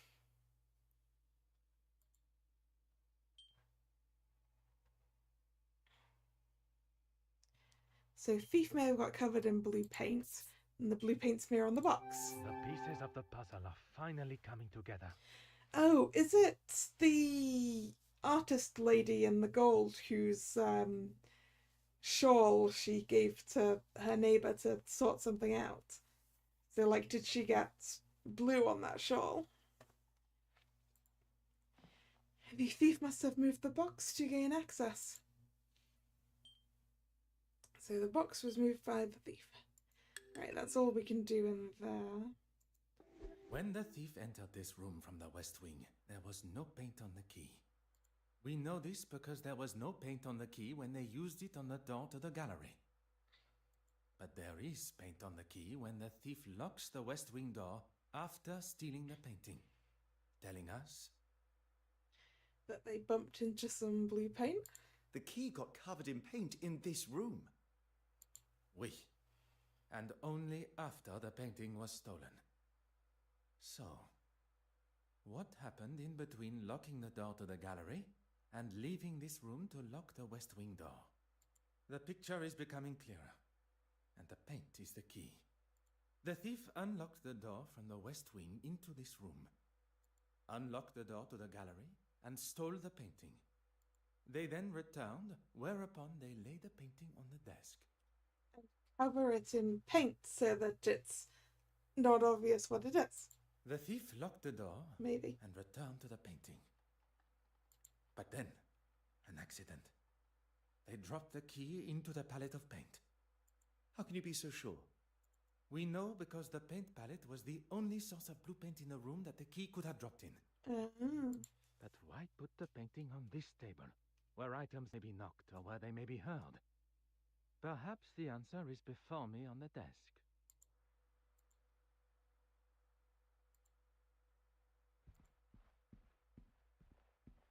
Let's look at the desk then.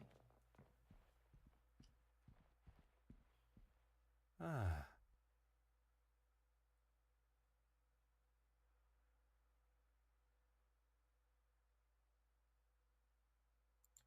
Book. I doubt the thief had time to read a book. Ah. The key was dropped here. I can only imagine by accident.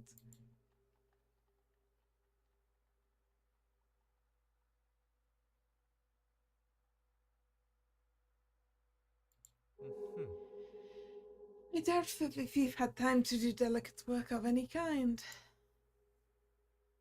So, the scissors. Oh, was the painting cut out of its frame so that it could then be rolled up and more easily stolen? Sacre, no. I fear that our thief may have used this table to cut the painting from its frame. I must find its frame to confirm my fear. I should find Monsieur Hastings to help me with this task. Well, Monsieur Hastings is over here. I'm guessing the frame is this one on the top of there. It was gold after all.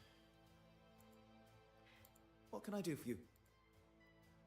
The evidence in this very room can tell us where our thief went next.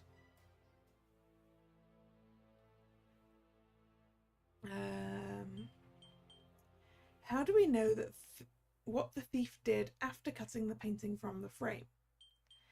They moved the box. The thief used the box over there for something after cutting the painting from the frame. To push it or move it into a better position, perhaps. What can I do for you? Merci, monsieur. I mean, I guess they moved it so that they could probably stand on it to punt the painting's frame over there. Storage area, yes.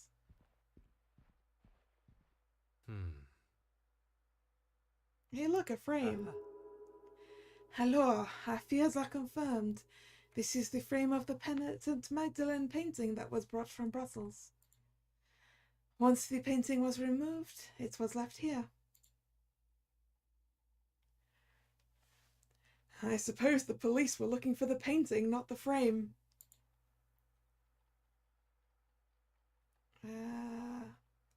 What else? A different frame? Just other old and damaged frames.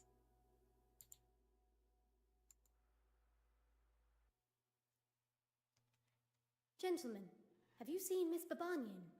She wanted to speak with me after the bishop was finished chewing my ear off, but it seems the pair of them have disappeared. I'm afraid not. Can't have been that important then. I recall Monsieur Hastings telling me he saw Monsieur Christiansen acting peculiar in the West Wing. Perhaps it requires further investigation. Ah yeah, the thing in the vent. Sadly, the penitent Magdalene remains missing, but it looks as though the thief accessed this room in the process of stealing it.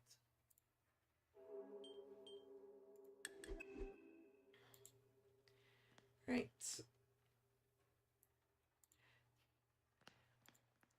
Let's go poke a cotton bud in the vent and see what we can find.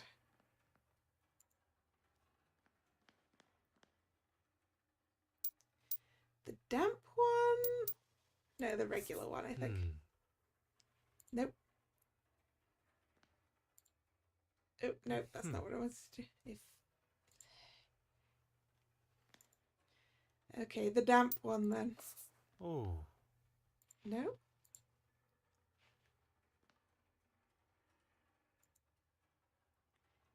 The master key? Huh.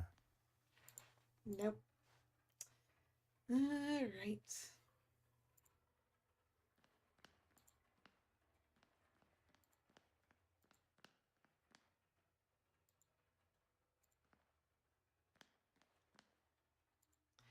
I can't poke and prod in the vent like that then, huh? Maybe we talk to Hastings? What do you need? What can I do? Nope. Merci. To Evelyn? What can I do for you? Merci, mademoiselle.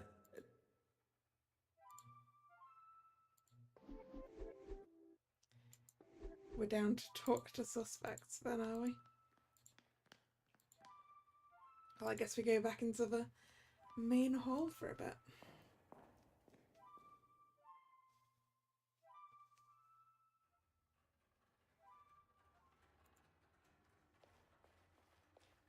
Hey, she's here as well.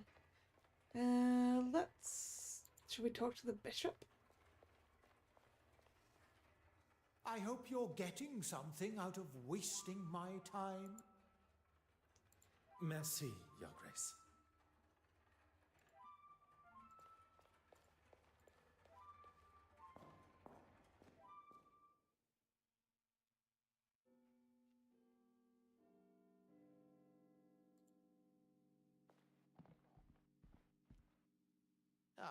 I suppose I can spare a minute. I will not take up any more of your time. Oh, he disappeared. If you want to deal with him, fine by me. Where'd he go? Now he's standing over here. Maybe he'll talk to me now. I suppose I can spare a minute. Nope. I will not take up any more of your time.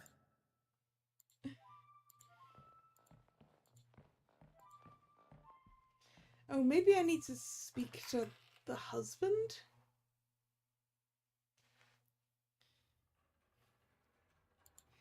Guess I can't do anything with that vent right now.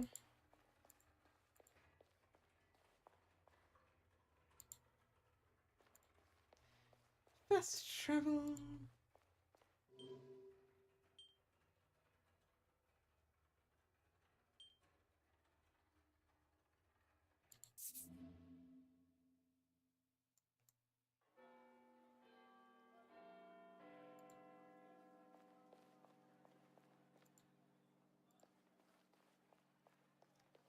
Ah yes, maybe we can talk to Betty about what her husband was doing. You're just full of questions, aren't you? Nope. You have been most helpful. She's been very unhelpful, actually. Catching a thief in London? You have your work cut out for you, my friend. Yeah, maybe you're right. Maybe the artist lady is at home now.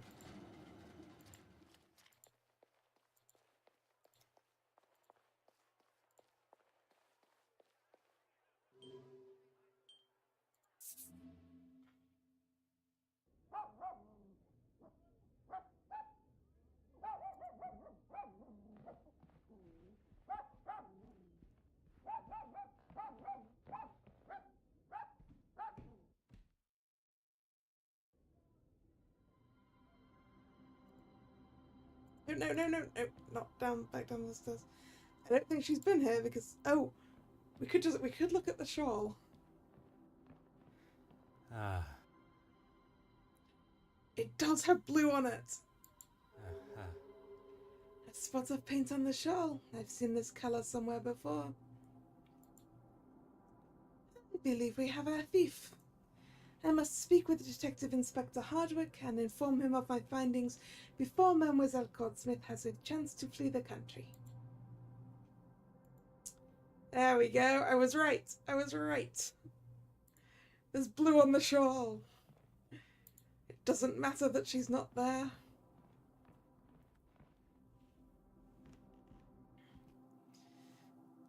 Either she was in that restoration room or someone who was touched her shawl afterwards.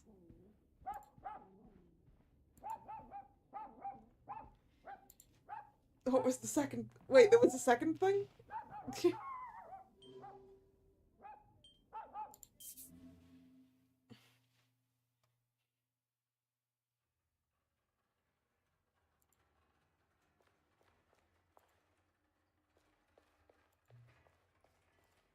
The second thing clearly wasn't important.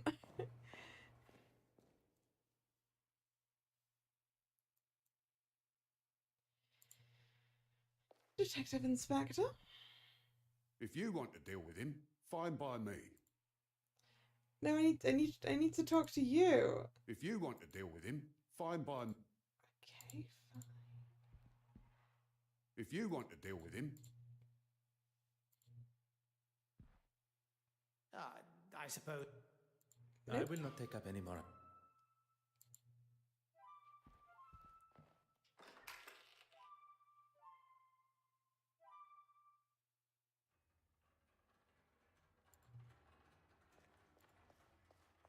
Maybe this guy can I help. hope you're getting something out of... Nope. Merci, Your Grace. Evelyn? What can I do for you? Merci, mademoiselle. Maybe it's Hastings we need to talk to. What do you need? What can I do for you? Nope. Merci. Maybe I do need to go look at whatever that second thing on the shawl is.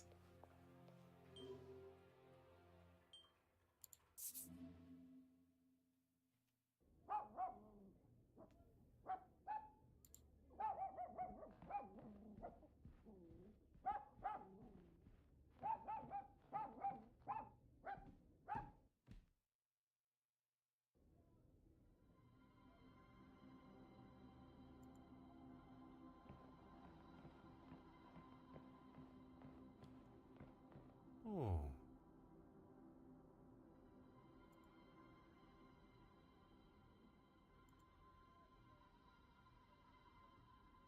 Is that a hair? Hmm. Oh. A curved sewing needle remains stuck. An accident, I'm sure. Ah, right, it's a needle. It's the other thing. I can't speak to Hastings. Maybe I should go talk to the neighbor again.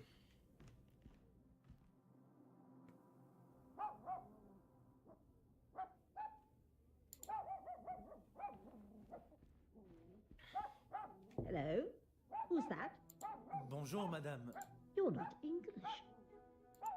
Where are you from? Madame, I am detective. So what? I was hoping to speak with a neighbor of yours. She's not in. Do you know how? You can give her this. I will be sure to do that.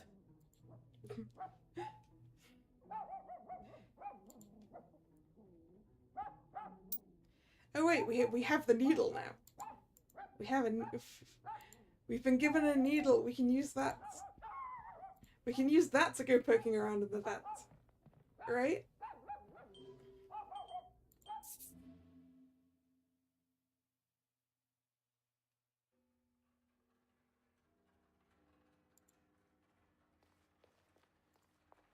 A curved sewing needle should help us pry that thing out of the vent. So we can sort of curve it in behind. Have you seen Miss Babanian? She wanted to speak with me after the bishop was finished chewing my ear off. But it seems the pair of them have disappeared. I'm afraid not. Can't have been that important then.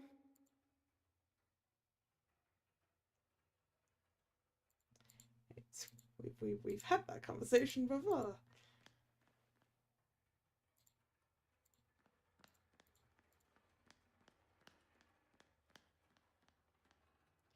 Right. Yes, pokey, pokey, pokey, exactly. Let's poke.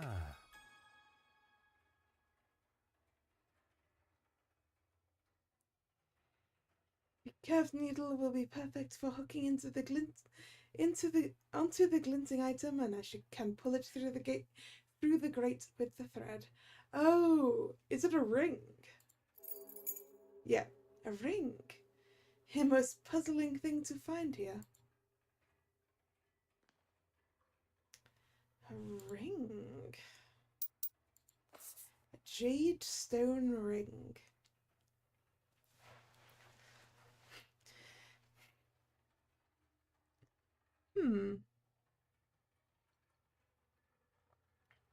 So did the husband leave it there deliberately or not?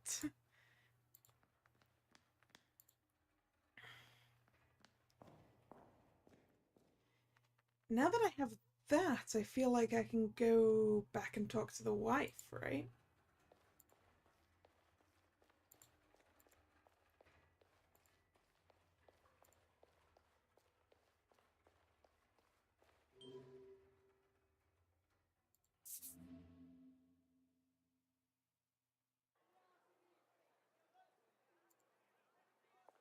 Pigeon.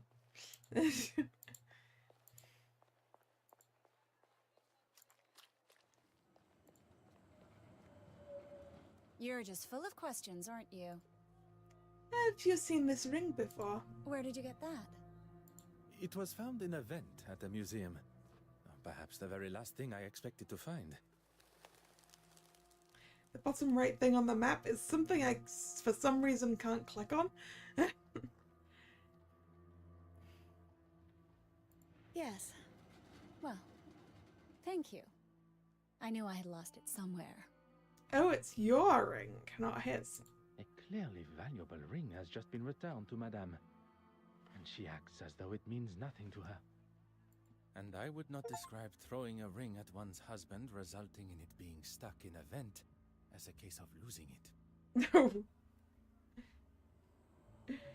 Threw it at him.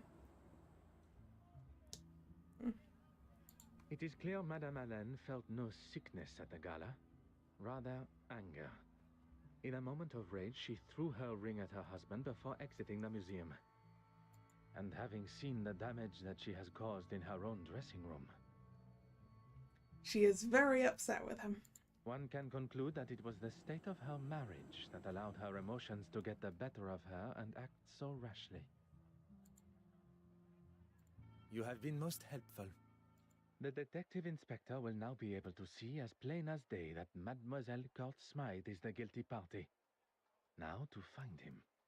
With the other remaining guests' movements all accounted for, she was the only one capable of making haste with the painting. There we go. Now we can go talk to the detective inspector. Yeah, it says it's Miss Culshan's hallway, but it's not clickable the same way that these are.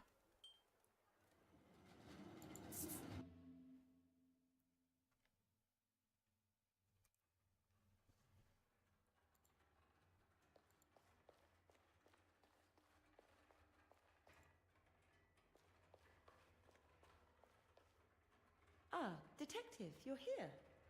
Look and you shall find. How may I be of assistance?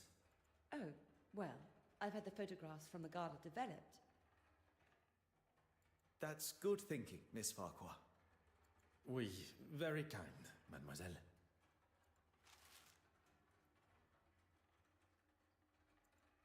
Hmm.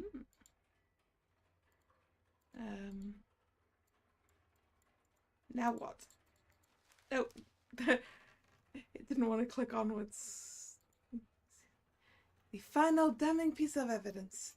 There is no way the detective inspector can ignore our findings now. A clear image of Mademoiselle Court Smythe pickpocketing the key to the restoration room from Mademoiselle Warbeck, caught red-handed. Okay, that must have been the picture I accidentally skipped past. There is nothing left for us to do but to take our findings to Detective Inspector Hardwick. Do you think he'll listen? It is his duty as a high-ranking officer of the law. We shall not be ignored. We have done all but arrest Mademoiselle Court Smythe for him. If it is the accolade that he desires, he may have it. I was thinking that while you were speaking with Miss Court Smythe, I could try and find Mr. Christensen at their home. It would certainly be more efficient. An excellent idea.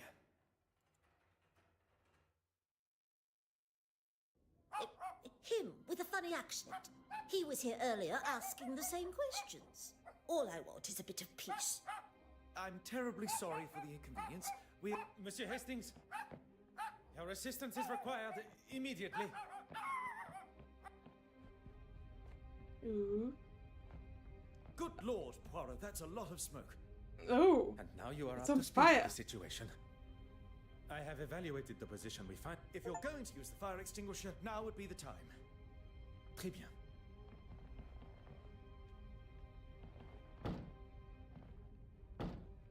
That's it. One more should do it. That's not how you're supposed to use a fire extinguisher. And I guess it's apparently a battering ram as well.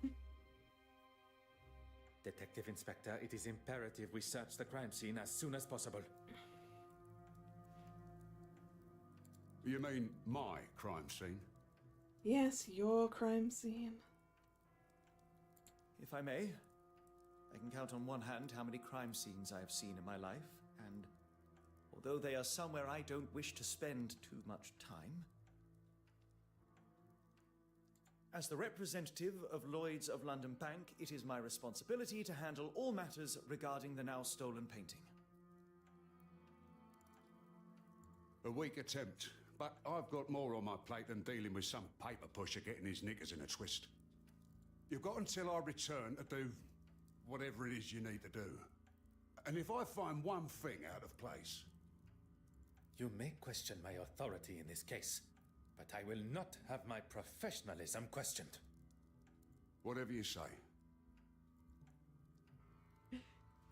Yeah, it doesn't seem like we're as near the end now, does it, Dragon?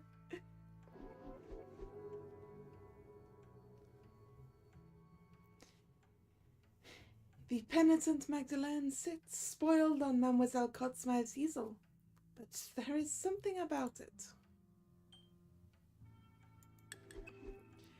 Hey, don't worry about it, Santa. It's fine. It's just a fiery line.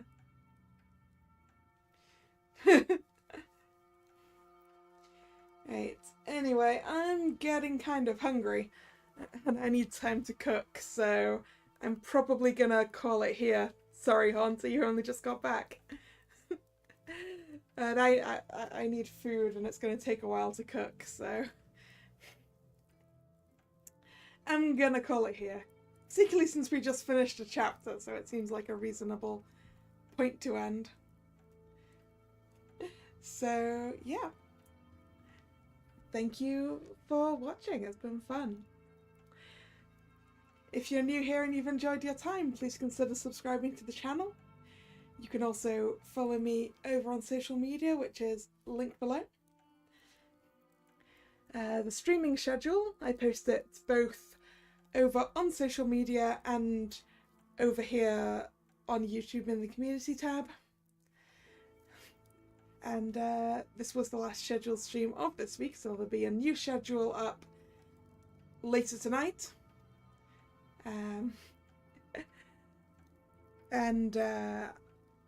The next stream will be tomorrow, 7 PM, and yes, as Nick has said, it will be Twisted Wonderland for the first part of the new book. I think we can get through it in one session.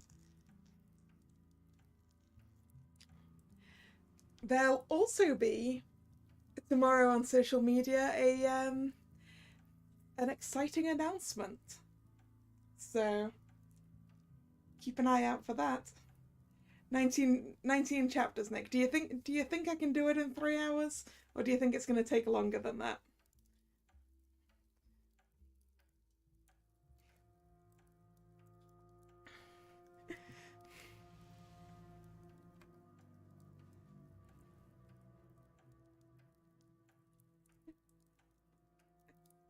Might be doable. Well, we'll see how it goes. All right then. With that said, thank you very much again for coming. And this is Kalla signing out. See ya. Bye bye.